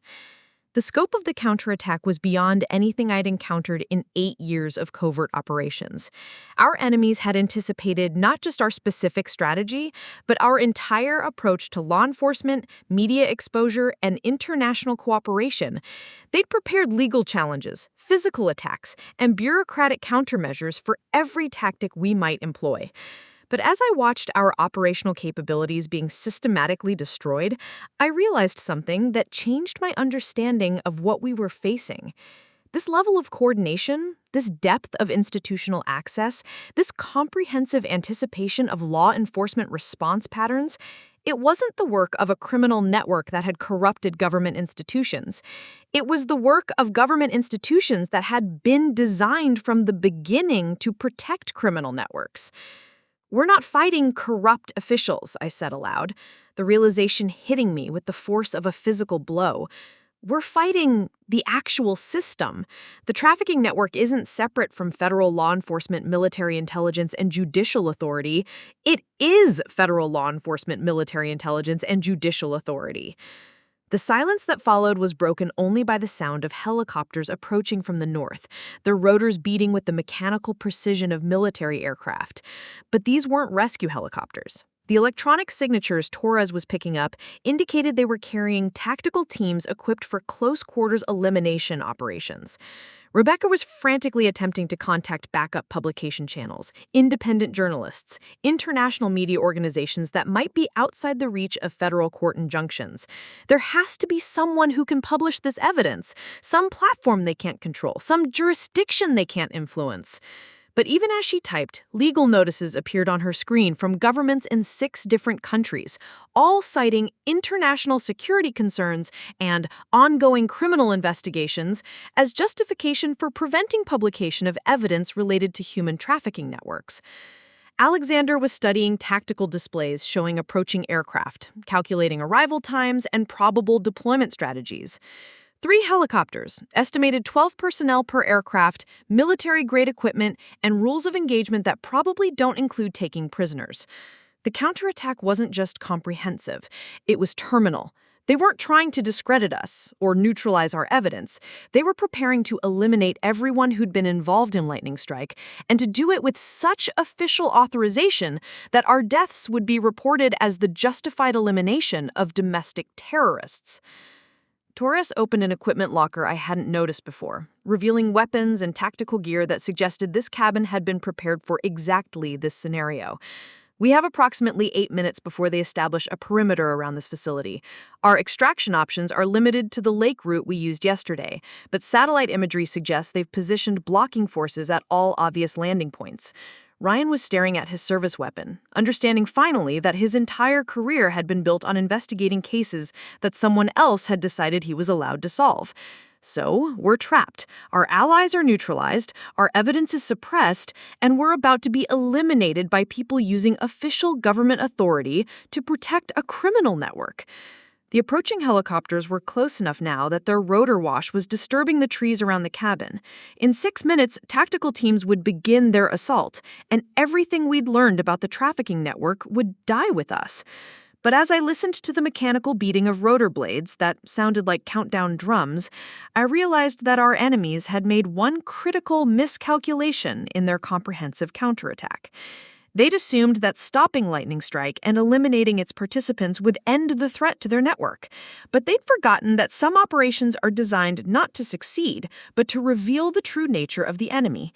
And in the past 6 hours, they'd revealed exactly how deep their institutional control extended, exactly how many government systems they'd compromised, and exactly how far they were willing to go to protect their criminal enterprise. The evidence they'd tried to suppress wasn't destroyed.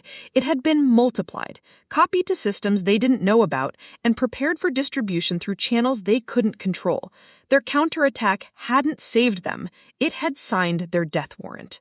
The first helicopter touched down on the clearing north of the cabin at exactly 0231 hours, its tactical team deploying with the mechanical precision of operators who'd done this before. But instead of the overwhelming assault I'd expected, they established a perimeter and waited, their weapons trained on our position, but their fingers off the triggers.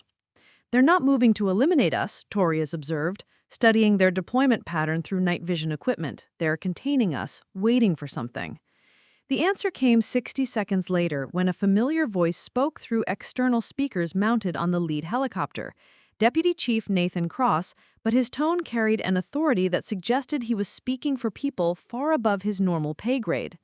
Amelia Thorne, Alexander Morrison, Ryan Thorne, and associated personnel, you are surrounded by federal tactical teams operating under Executive Authority 77 Alpha. Surrender immediately and you will be processed through appropriate legal channels. Ryan looked at me with the expression of someone who just realized his brother-in-law was speaking for the same federal authority that had been protecting child traffickers. He's offering us legal processing instead of elimination. Why? The answer became clear when Rebecca's laptop chimed with an incoming secure message that had somehow bypassed the communication jamming. The sender was listed as public interest, but the content made it obvious who was really behind the offer. General Thorne, the evidence you collected will remain classified indefinitely under national security provisions. Your investigation team will be debriefed, sworn to permanent secrecy agreements, and relocated with new identities. In exchange, no criminal charges will be filed, and no additional enforcement actions will be taken against your associates. You have 60 seconds to respond. Alexander was monitoring military communication channels that were somehow still operational. It's not just Cross out there. I'm picking up radio traffic from federal marshals, military intelligence personnel, and what sounds like a deputy attorney general coordinating from a command vehicle. The scope was staggering. Deputy Attorney General Catherine Whitmore herself was personally overseeing our capture, which meant the trafficking network's senior leadership was directly involved in containing the lightning strike investigation. But it was Torres who identified what was really happening. They're not here to kill us. They're here to make us disappear into federal protective custody where we can't talk, can't publish evidence, and can't coordinate with any remaining allies. Dr. Larson's voice came through on a communication channel I didn't know existed, somehow reaching us despite the jamming. Amelia, they've been using the same approach for years. Investigators who get too close are offered protection that turns into permanent isolation.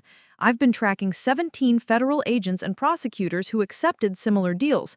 None of them have been seen in public for months. The Federal Witness Protection Program had been weaponized into a system for silencing people who discovered institutional corruption. Instead of protecting witnesses from criminals, it was protecting criminals from witnesses. Rebecca was typing furiously, her fingers moving across the keyboard with the desperate speed of someone trying to complete a critical task before time ran out. There's something you need to know about the message I just received. It didn't come through any of our compromised channels. Someone outside this operation is monitoring federal communications and warning us about what's really happening. She turned the laptop screen toward us, showing a communication thread that had been invisible until now.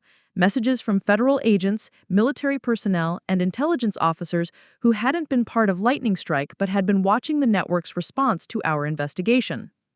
There are people inside the system who've been waiting for someone to expose this network. They've been documenting the cover-up in real time, recording the federal orders that prevented publication, cataloging the systematic neutralization of our team members. The messages showed a parallel investigation that had been operating for years, led by federal employees who'd been carefully concealing their activities from the compromised institutional channels, FBI agents who'd been building cases through personal time and private resources, military intelligence officers who'd been tracking international connections without official authorization, even federal judges who'd been secretly coordinating to prepare for the moment when institutional corruption could be exposed safely. Alexander was reading the messages with growing amazement. Agent Jennifer Walsh, FBI Counterintelligence Division, she's been documenting how the trafficking network uses federal authority to eliminate investigators. Colonel David Martinez, Army Intelligence, he's the brother of the colonel who was suspended yesterday, and he's been tracking the assassination of DIA personnel for 3 years. The network of honest federal employees was larger than I'd imagined, but they'd been forced to operate in complete secrecy because they knew that using official channels would expose them to the same elimination that had killed Chen and 17 other investigators. Torres was monitoring the tactical team surrounding our cabin, but his expression had shifted from defensive to something approaching hope, movement on the southern perimeter. But these aren't additional federal teams. Someone is positioning themselves behind the helicopter landing zone. The new arrivals were announced by Nathan Cross's voice over the external speakers, but this time his tone carried confusion rather than authority. "Command, we have unidentified personnel approaching from multiple directions. They appear to be federal agents, but they're not part of our operational authorization." Rebecca's laptop displayed a new message that explained what was happening. Lightning Strike was always intended to fail. Its real purpose was to force the network to reveal the full extent of their institutional control. Now that they've exposed themselves, the real operation can begin. Welcome to Operation Daybreak. The parallel investigation hadn't just been documenting the network's crimes. They'd been preparing for the moment when the network would be forced to use official federal authority to protect themselves, creating evidence of institutional corruption that could be used to justify extraordinary enforcement measures. Agent Jennifer Walsh's voice came through on secure military frequencies that were apparently beyond the network's ability to jam. "All Lightning Strike personnel, maintain your positions. Federal teams surrounding your location are operating under fraudulent authority. Legitimate federal agents are currently arresting the personnel who issued those authorizations." The external speakers went silent as Nathan Cross apparently lost communication with his command structure. But through the cabin windows, we could see tactical teams positioning themselves between the helicopters and the federal agents who'd been sent to contain us. Alexander was monitoring multiple military communication channels, his expression shifting from tactical concern to something approaching amazement. This is incredible. Pentagon communications show that General Hawkins was never actually relieved of command. Her suspension was issued by someone impersonating Defense Department authority. He paused, reading additional message traffic. Colonel Martinez was never suspended either. Her security clearance termination was fake, issued through compromised Pentagon computer systems. And Judge Blackstone's chambers were evacuated based on a bomb threat that was called in using federal authority that didn't exist. The network's counterattack had been so comprehensive, so systematic in its use of federal authority, that it had created undeniable evidence of institutional corruption spanning multiple government agencies. Every fake order, every fraudulent warrant, every impersonated official communication had been documented by the parallel investigation. Dr. Larson's voice returned to our communication channel, but now she was speaking from what sounded like a federal command center rather than her isolated laboratory. Amelia, we have them. Every order they issued to stop lightning strike, every communication they used to prevent evidence publication, every federal authority they impersonated to protect the trafficking network, it's all been recorded and verified. Rebecca's laptop was displaying real-time news feeds from international sources that were beyond the reach of federal court injunctions. The evidence is publishing simultaneously across 47 different platforms in 16 countries, not just a trafficking evidence, but documentation of how federal authority was used to protect traffickers and eliminate investigators. The headlines were devastating. U.S. federal agencies compromised by international trafficking network. Pentagon officials killed to protect child traffickers. Federal judges issued fake warrants to stop trafficking investigations. Torres was watching the technical situation evolve outside the cabin, where Deputy Attorney General Catherine Whitmore was being escorted from a command vehicle in handcuffs, her face showing the expression of someone who'd finally realized that her institutional protection had been terminated. Alexander closed his military communication device, his expression carrying the satisfaction of someone who'd watched a complex operation succeed beyond their wildest expectations. Operation Daybreak has been in preparation for 4 years. Every corrupt official, every compromised agency, every institutional failure that protected the trafficking network, they've been identified and documented. Ryan was staring out the window at federal agents who were now protecting us rather than containing us, his understanding of law enforcement undergoing its final transformation. So Lightning Strike was never meant to succeed as a tactical operation. It was meant to force the network to reveal the true extent of their control over federal institutions, I replied, understanding finally why Torres and the others had been so confident despite the overwhelming opposition we'd faced. By threatening them with exposure, we forced them to use every corrupt contact, every compromised official, every illegal authority they'd developed over years of operation. The parallel investigation had been waiting for exactly this moment, when institutional corruption would be exposed so comprehensively that it could no longer be hidden or denied.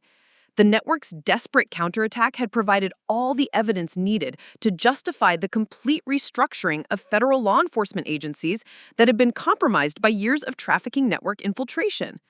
As dawn broke over Clearwater Lake, I realized that the most dangerous night of our lives had become the most successful law enforcement operation in modern history.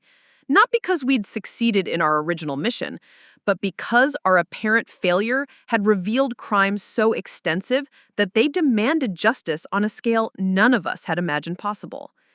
The media explosion began at 0647 hours, coordinated across 47 platforms in 16 countries with the precision of a military operation.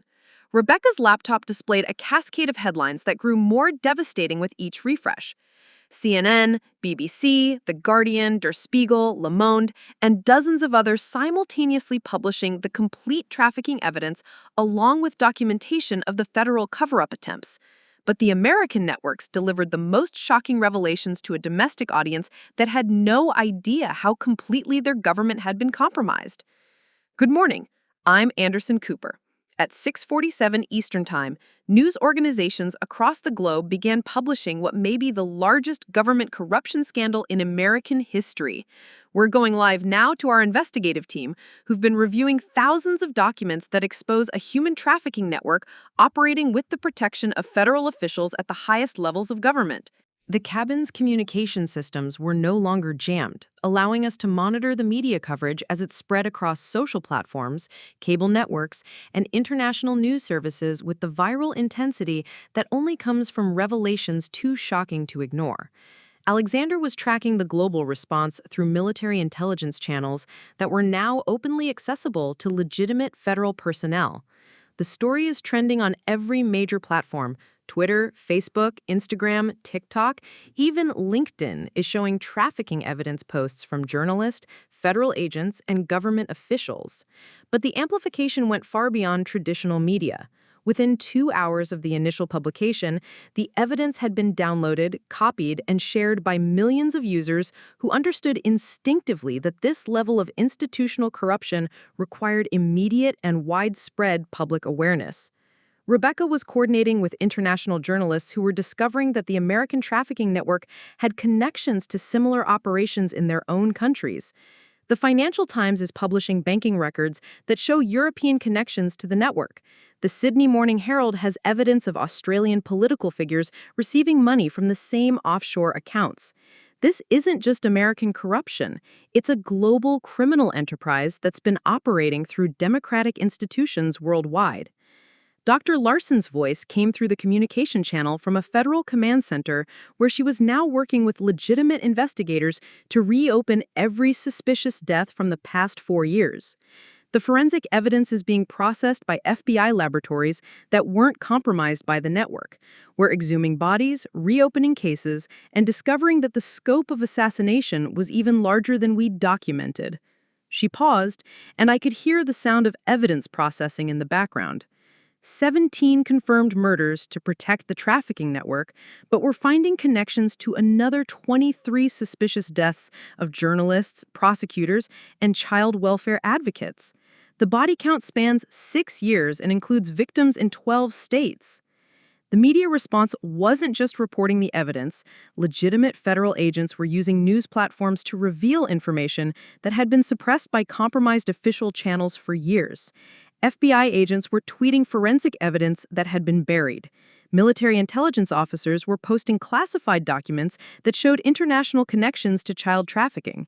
Even federal judges were publicly releasing information about cases they'd been prevented from prosecuting.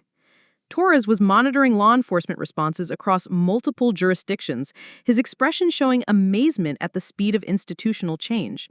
Police departments in 43 states are announcing investigations into missing children cases that were closed without adequate investigation. Federal prosecutors in 16 districts are reopening trafficking cases that were dismissed on procedural grounds. The amplification was creating a feedback loop where each new revelation generated demand for additional information, which prompted more federal employees to come forward with evidence they'd been forced to conceal. The network's systematic suppression of information had created a massive backlog of evidence that was now flowing into public awareness without any possibility of containment. Ryan was watching cable news coverage where his own brother-in-law was being described as a central figure in a corruption network that had protected child traffickers for years. They're showing Nathan's arrest on every channel, but they're also showing the fake federal orders he was operating under, the fraudulent warrants that were used to stop lightning strike. The coverage wasn't just exposing the trafficking crimes, it was documenting exactly how federal authority had been systematically abused to protect criminals and eliminate investigators. Every fake order, every impersonated official communication, every fraudulent legal proceeding was being displayed as evidence of institutional corruption that reached into every branch of government. Agent Jennifer Walsh's voice joined our communication from the FBI Command Center, where she was now working with legitimate investigators to reopen every suspicious death from the past 4 years. The forensic evidence is being processed by FBI laboratories that weren't compromised by the network. We're exhuming bodies, reopening cases, and discovering that the scope of assassination was even larger than we'd documented. We're finding connections to another 23 suspicious deaths of journalists, prosecutors, and child welfare advocates. The body count spans 6 years and includes victims in 12 states. The international response was as coordinated as the domestic coverage. European authorities were simultaneously arresting network participants who'd been identified through the American evidence. Asian law enforcement agencies were discovering financial connections that linked their own missing children cases to the international trafficking operation. Even Middle Eastern governments were acknowledging that some of their citizens had been involved as buyers in the network. Rebecca was reading social media metrics that showed the scale of public engagement. Hashtags related to the trafficking evidence are trending in 47 countries. The story has been shared 12 million times in the past 4 hours. Congressional offices are being flooded with demands for immediate investigation and prosecution. But the most significant amplification was coming from an unexpected source. Federal employees who'd been silenced by institutional corruption were using social media to reveal years of suppressed evidence. Pentagon personnel were posting classified documents that showed military resources being diverted to protect trafficking operations. State Department employees were revealing how diplomatic immunity had been used to facilitate international child transport. Even White House staff were anonymously sharing communications that showed how high-level political figures had been compromised by the network. Alexander was monitoring military communication channels where commanders were discovering that their own personnel had been systematically eliminated when they got too close to trafficking investigations. General Patricia Hawkins is holding a press conference in 30 minutes. She's going to reveal how DIA personnel were assassinated to protect the network and how their deaths were covered up through false reports and fraudulent investigations. The press conference was being carried live on every major network, showing a senior Pentagon official detailing how American military intelligence had been compromised by a criminal network that viewed federal institutions as tools for protecting their operations, rather than obstacles to be avoided. Dr. Larson was providing real-time updates from the forensic investigation that was reprocessing evidence from years of suspicious deaths. We're finding systematic patterns of assassination disguised as suicide, accident, or natural death. The network didn't just kill investigators when they got too close. They killed anyone who might eventually become an investigator. The scope included university researchers studying human trafficking, journalists investigating missing children, even social workers who'd asked too many questions about foster care placements. The network had been eliminating potential threats years before they could become actual investigations. Torres was tracking law enforcement response across multiple agencies, where honest federal employees were finally able to act on evidence they'd been forced to suppress. Simultaneous raids are being conducted at network facilities in 37 states. Asset seizures are targeting offshore accounts in the Cayman Islands, Switzerland, and Luxembourg. International arrest warrants are being issued for network participants who fled to countries without extradition treaties. The amplification had created an unstoppable momentum that was dismantling the trafficking network faster than they could respond to individual threats. Every arrest led to additional evidence. Every raid uncovered more connections. Every document release prompted more federal employees to come forward with information they'd been forced to conceal. FBI agents are providing evidence of cases they were ordered to close. Military personnel are sharing intelligence about international connections they were forbidden to investigate. The coverage had moved beyond exposing the trafficking network to documenting the complete failure of institutional oversight that had allowed the network to operate with government protection for nearly a decade. Congressional leaders were calling for immediate hearings. Federal judges were demanding investigations into how their own warrants and orders had been counterfeited. Even international allies were questioning how American law enforcement had been compromised so completely. Ryan was watching news coverage that showed federal agents arresting officials he'd worked with for years, people whose corruption he'd never suspected. They're showing Deputy Attorney General Whitmore being transferred to federal holding, but they're also showing the evidence that she used her position to kill trafficking investigations for 6 years. The amplification wasn't just revealing individual corruption. It was exposing systematic institutional failure that had allowed a criminal network to essentially capture and operate significant portions of the federal government. The network hadn't just corrupted officials, they'd corrupted the systems designed to detect and prevent corruption. Alexander closed his military communication device, his expression showing the satisfaction of someone who'd watched justice finally reach people who'd considered themselves untouchable. The Pentagon is announcing a complete review of all DIA operations from the past 6 years. Every case, every assignment, every personnel decision is being re-examined for evidence of network influence. As I watched the coverage spread across every available platform, reaching audiences in dozens of countries and prompting law enforcement responses that spanned multiple continents, I realized that the amplification phase was accomplishing something that individual prosecutions could never achieve. The trafficking network had been exposed so completely, their methods documented so thoroughly, their institutional protection revealed so comprehensively, that similar operations would never again be able to hide behind government authority.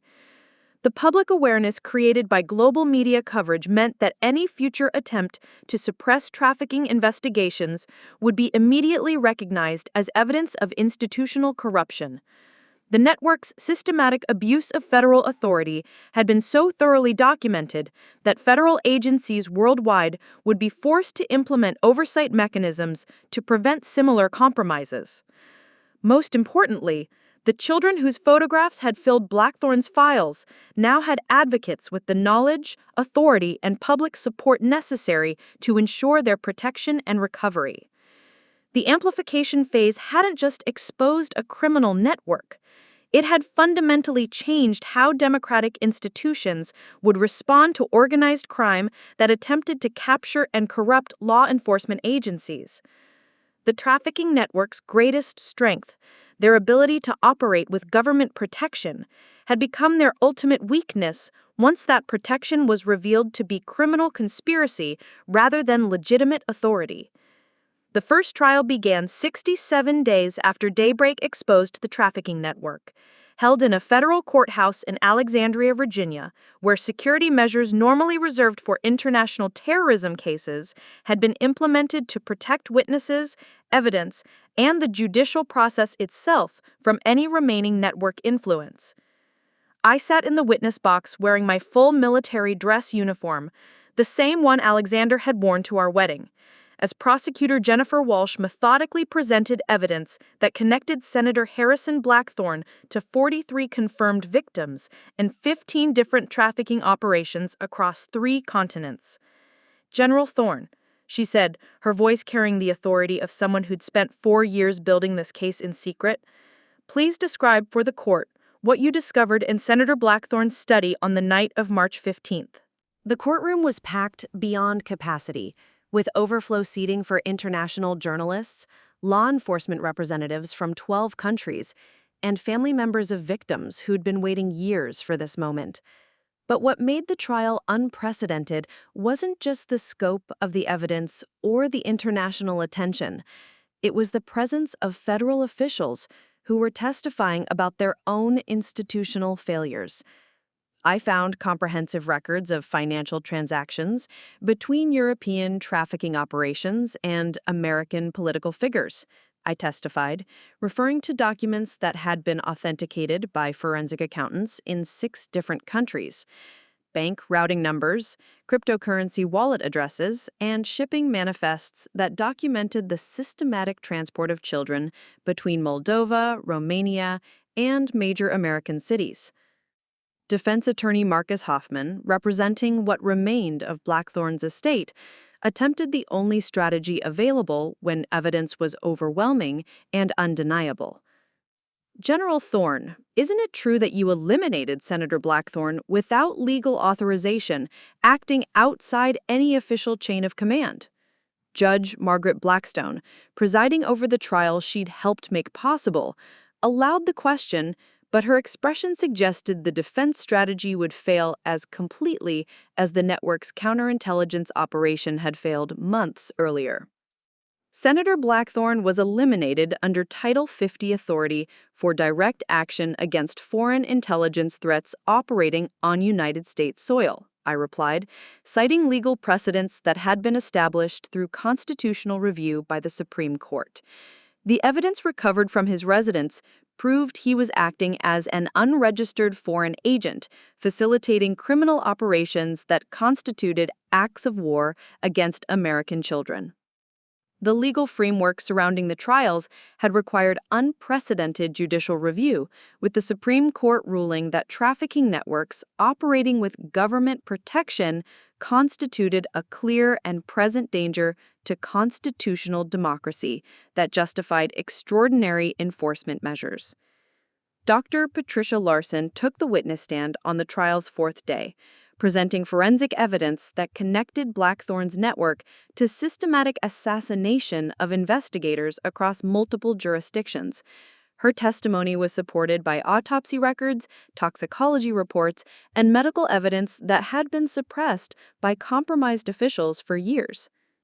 The compound found in Commander Chen's bloodstream was identical to substances detected in 17 other victims, whose deaths were ruled suicide or natural causes, Dr. Larson testified, her voice steadied despite the horror of what she was describing. This chemical agent is produced exclusively by military laboratories and is available only to personnel with the highest security clearances.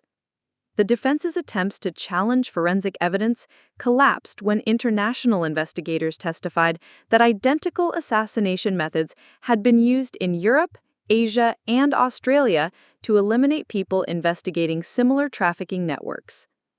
Agent Diana Cross testified about her 3-year investigation of her brother Nathan, presenting recorded conversations, financial records, and surveillance evidence that showed how local law enforcement had been systematically corrupted by network operators. Deputy Chief Cross received over $400,000 in cryptocurrency payments from accounts linked to European trafficking operations, she testified, her voice showing no emotion despite the personal cost of investigating her own family. In exchange, he suppressed investigations, falsified police reports, and provided network operators with advance warning of federal law enforcement activities. Nathan Cross's trial was being conducted simultaneously in a separate courtroom, where he faced federal charges that included conspiracy, murder for hire, and treason. The evidence against him included recordings of conversations where he'd acknowledged that children were being killed to protect the network's operations. But it was the testimony of network victims that provided the most devastating evidence against the defendants. Children who'd been rescued from trafficking operations in 12 countries appeared via secure video links, their faces obscured, but their voices clear as they described systematic abuse that had been facilitated by American political figures. The man in the photograph told us we would never be found because he had friends in the police, testified a 14-year-old girl who'd been transported from Romania to a compound in rural Virginia. He showed us pictures of other children who'd tried to escape, and he said the same police friends had made sure those children were never seen again. Rebecca Hayes testified about the systematic suppression of media coverage that had prevented public awareness of trafficking operations for years. Her evidence included communications from network operators instructing media executives to kill stories, threats made against journalists who investigated missing children, and financial records showing payments to news organizations that agreed to avoid trafficking-related coverage. The network didn't just corrupt government institutions, they corrupted the information systems that democratic societies depend on to identify and respond to institutional failure. Media suppression was as important to their operations as political corruption or law enforcement compromise. The international scope of the trials created legal challenges that required coordination between judicial systems in 16 countries. Video testimony was transmitted from courtrooms in London, Berlin, Sydney, and Toronto, where network participants were facing charges under their respective legal systems. Deputy Attorney General Catherine Whitmore's trial was the most closely watched, conducted in the same Washington, D.C. courthouse where she'd once held press conferences announcing prosecutions of child predators. The irony was deliberate, ordered by federal judges who wanted to demonstrate that no position or institution was immune to accountability. Ms. Whitmore used her position to kill federal investigations into trafficking operations in 37 states, testified FBI Director Sarah Chen, who'd been promoted after the assassination of her sister. Whitmore's defense team attempted to argue that she'd been coerced into protecting the network through threats against her family, but prosecutors presented evidence that she'd received over $2 million in payments and had actively participated in selecting children for trafficking operations. Colonel David Martinez testified about military resources that had been diverted to support trafficking operations, including transportation aircraft, secure communication systems, and personnel who'd been assigned to provide security for network facilities. Military assets worth over $50 million were diverted from authorized operations to support criminal activities, Colonel Martinez testified. This included using classified military bases as transit points for trafficked children and employing military intelligence personnel to eliminate investigators who got too close to network operations. The trials revealed systematic institutional failure that went beyond individual corruption to encompass deliberate subversion of democratic oversight mechanisms. Network operators hadn't just bribed officials, they'd captured entire agencies and used government resources to facilitate criminal operations. Judge Blackstone's ruling on the primary conspiracy charges established legal precedents that would reshape how federal courts addressed organized crime with institutional protection. The evidence presented in this case demonstrates that traditional prosecution methods are inadequate when criminal networks achieve systematic capture of law enforcement, judicial, and media institutions. Her ruling continued. Constitutional democracy requires extraordinary judicial remedies when ordinary legal processes have been corrupted. The defendants operated a criminal enterprise that subverted the very institutions designed to protect society's most vulnerable members. The sentences were as unprecedented as the crimes. Whitmore received life imprisonment without possibility of parole, along with asset forfeiture that included properties in 6 countries and financial accounts worth over $20 million. Nathan Cross received the death penalty, which had been reinstated under federal statutes addressing treason during wartime. But the most significant legal resolution wasn't the individual prosecutions. It was the establishment of permanent oversight mechanisms designed to prevent similar institutional capture in the future. Congress passed the Child Protection and Institutional Accountability Act, creating independent oversight bodies with authority to investigate any federal agency suspected of compromising child welfare cases. The Supreme Court established new precedents for prosecuting government officials who use their positions to facilitate crimes against children. International treaties were negotiated to ensure coordination between law enforcement agencies and prevent traffickers from exploiting jurisdictional limitations. The Trafficking Accountability Protocol required participating governments to implement systematic reviews of closed missing children cases and establish protocols for international cooperation in trafficking investigations. Rebecca's final article about the legal resolution was published simultaneously in 47 countries, documenting how the trials had fundamentally changed the relationship between government institutions and the children they were supposed to protect. These prosecutions didn't just punish individual criminals. They established the principle that democratic institutions cannot be used as tools for criminal enterprises, and that government officials who betray their sworn duties to protect children will face consequences that match the severity of their betrayal. Ryan, now serving as a federal marshal specializing in trafficking investigations, spoke at the sentencing hearing that concluded the primary trials. For 8 months, I unknowingly participated in a system designed to protect child predators, he said, addressing the court but looking directly at his former colleagues in law enforcement. These prosecutions represent more than justice for individual victims. They represent the restoration of institutional integrity that protects all children from systematic exploitation.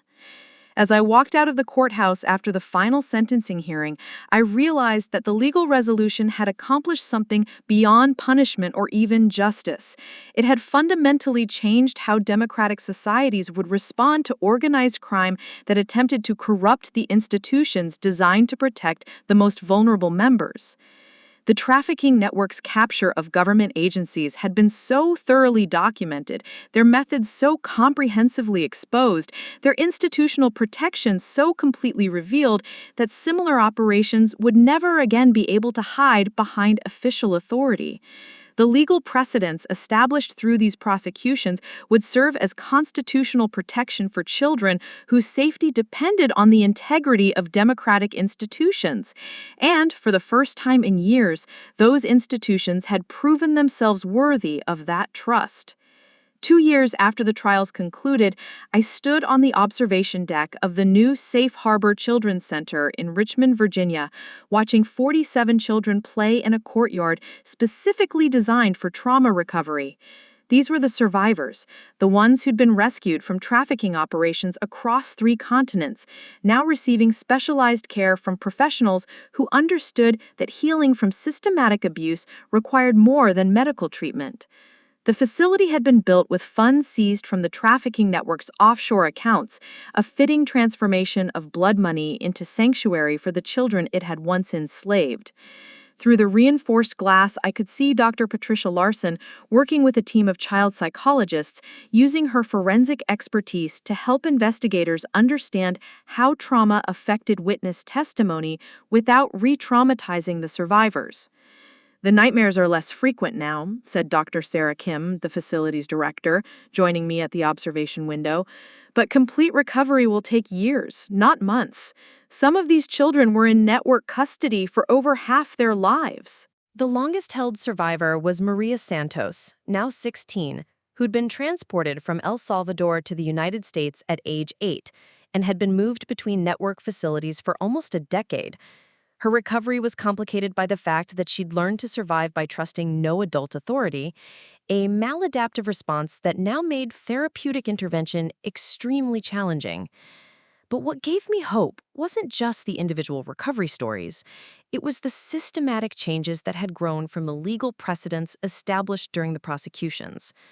The Child Protection and Institutional Accountability Act had created independent oversight bodies with real authority, staffed by people who couldn't be bought, threatened, or compromised by criminal networks.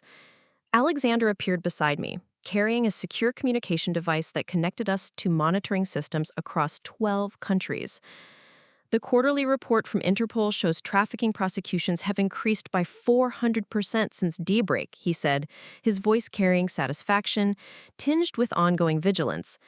But more importantly, rescue operations are succeeding because law enforcement agencies can no longer be compromised by network influence. The international coordination that had emerged from the trials was unlike anything in previous law enforcement history.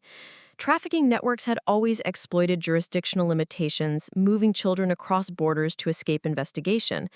But the Trafficking Accountability Protocol had created seamless information sharing and coordinated response capabilities that made international trafficking operations virtually impossible to sustain. Rebecca's investigative work had evolved into something beyond traditional journalism. Her new organization, the Institutional Accountability Foundation, received funding from governments worldwide to monitor law enforcement agencies for signs of systematic corruption. Her team of investigative journalists worked directly with federal oversight bodies to identify institutional failures before they could be exploited by criminal networks. "We're tracking suspicious patterns in 17 different countries," she reported during our monthly coordination call. "Missing children cases that are closed without adequate investigation, financial anomalies in government agencies responsible for child welfare, communication patterns that suggest inappropriate coordination between officials and private contractors." The monitoring systems weren't just reactive. They were designed to identify the early indicators that had preceded network capture of American institutions. allowing intervention before criminal organizations could achieve systematic influence over law enforcement agencies. Ryan had found his true calling as a federal marshal specializing in trafficking investigations, leading a team of investigators who'd been specifically trained to recognize and counter institutional corruption. His experience as an unwitting participant in network cover-up operations made him uniquely qualified to identify when honest law enforcement was being manipulated by criminal influence. We've prevented 3 separate attempts to recreate trafficking networks with government protection, he reported from his field office in Denver, where he was investigating suspicious patterns in foster care placements. The methods are always similar: financial compromise of key officials, systematic elimination of honest investigators, and gradual capture of oversight mechanisms. But prevention required more than law enforcement vigilance. It required cultural change that made systematic abuse of children unacceptable to democratic societies. The trials had generated public awareness that created political pressure for institutional accountability that transcended political party lines or national boundaries. Dr. Larson's work had expanded beyond forensic pathology to include training programs for medical professionals worldwide. Her research on assassination methods disguised as natural death had been incorporated into medical school curricula, ensuring that future doctors would recognize and report suspicious death patterns that might indicate systematic elimination of investigators. We're seeing increased reporting of suspicious deaths from medical professionals in 43 countries, she reported from a training conference in Geneva. The methods documented during the American trials are being used by criminal networks worldwide, but medical professionals now have the knowledge to identify and report them. The facility's courtyard was designed with security features that would protect the children while allowing them to experience normal childhood activities. Hidden cameras, encrypted communication systems, and emergency response protocols were seamlessly integrated into what appeared to be a standard educational environment. But watching the children play, I realized that the most important security measure wasn't technological. It was the cultural change that had made systematic child abuse a priority for democratic societies worldwide. Public awareness generated by the trials created political pressure that prevented government officials from ignoring trafficking cases or suppressing investigations. Agent Jennifer Walsh, now director of the FBI's Child Trafficking Prevention Division, joined our observation session via secure video conference from Washington. Congressional appropriations for anti-trafficking operations have increased by 800% since the trials. More importantly, we have oversight mechanisms that prevent those resources from being diverted or compromised by criminal influence. The funding wasn't just supporting law enforcement operations, it was supporting comprehensive child protection systems that address the social conditions that made children vulnerable to trafficking. Foster care reform, educational support for at-risk youth, and economic programs for families in poverty were all coordinated through agencies that were now monitored for institutional integrity. Torres had transitioned from covert operations to training programs for law enforcement agencies worldwide. His experience with Lightning Strike and Daybreak had provided insights into how criminal networks achieved institutional capture and how honest government employees could coordinate to counter systematic corruption. We're training law enforcement professionals in 67 countries, he reported from a training facility in Virginia. The focus isn't just on individual criminal prosecution, it's on maintaining institutional integrity that prevents criminal networks from capturing government agencies. The training programs were based on lessons learned from the American trafficking network's systematic corruption of federal institutions. Participants learned to recognize early indicators of institutional compromise, to coordinate with colleagues, cross agency boundaries, and to build cases against criminal networks that had achieved government protection. Judge Blackstone, now serving on a federal appeals court, had written legal decisions that extended constitutional protections for children beyond American borders. Her rulings established precedents that allowed American law enforcement to pursue trafficking cases even when they involved foreign government officials or international criminal organizations. Constitutional democracy requires institutional mechanisms that protect society's most vulnerable members, she'd written in a landmark decision that authorized military action against trafficking networks operating in countries whose governments were unwilling or unable to prosecute them. Children cannot defend themselves against systematic exploitation, so democratic institutions must provide that defense. As the afternoon sun began to set over the new safe harbor facility, I watched Maria Santos teaching younger children to read in both Spanish and English. She'd been selected as a peer counselor, using her survival experience to help other trafficking survivors navigate their recovery. Her transformation from victim to advocate represented something larger than individual healing. It represented the possibility that systematic trauma could be transformed into systematic protection, that institutions corrupted by criminal networks could be restored to their intended purpose of protecting rather than exploiting vulnerable populations. Alexander's communication device chimed with reports from monitoring stations worldwide. No suspicious patterns detected in child welfare agencies across all monitored jurisdictions. International coordination protocols functioning normally, all oversight mechanisms reporting institutional integrity maintained. The routine nature of his report represented the most important victory of all. What had once required extraordinary law enforcement operations and military intervention was now managed through routine institutional processes that made trafficking networks impossible to sustain.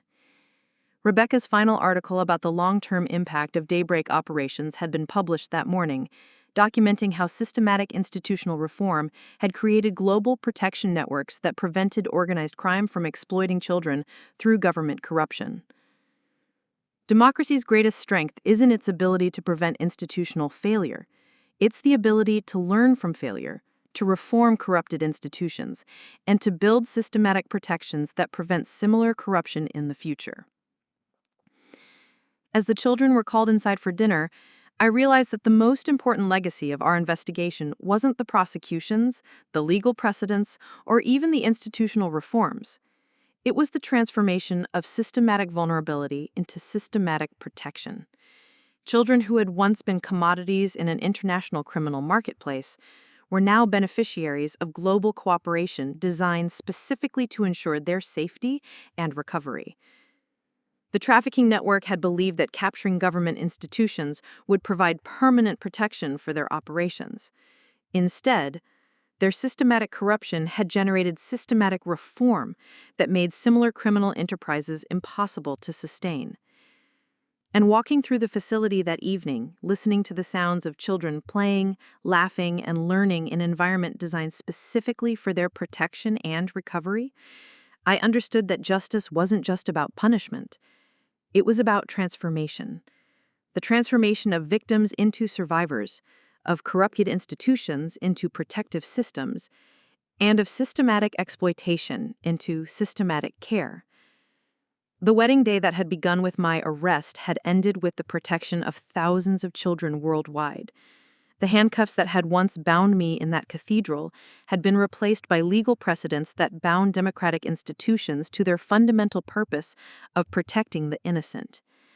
And for the first time since I'd killed Senator Harrison Blackthorne in his study 2 years earlier, I could finally rest in the knowledge that the children whose photographs had driven me to action were now safe, protected by systems designed to ensure that their nightmares would never again become someone else's profit.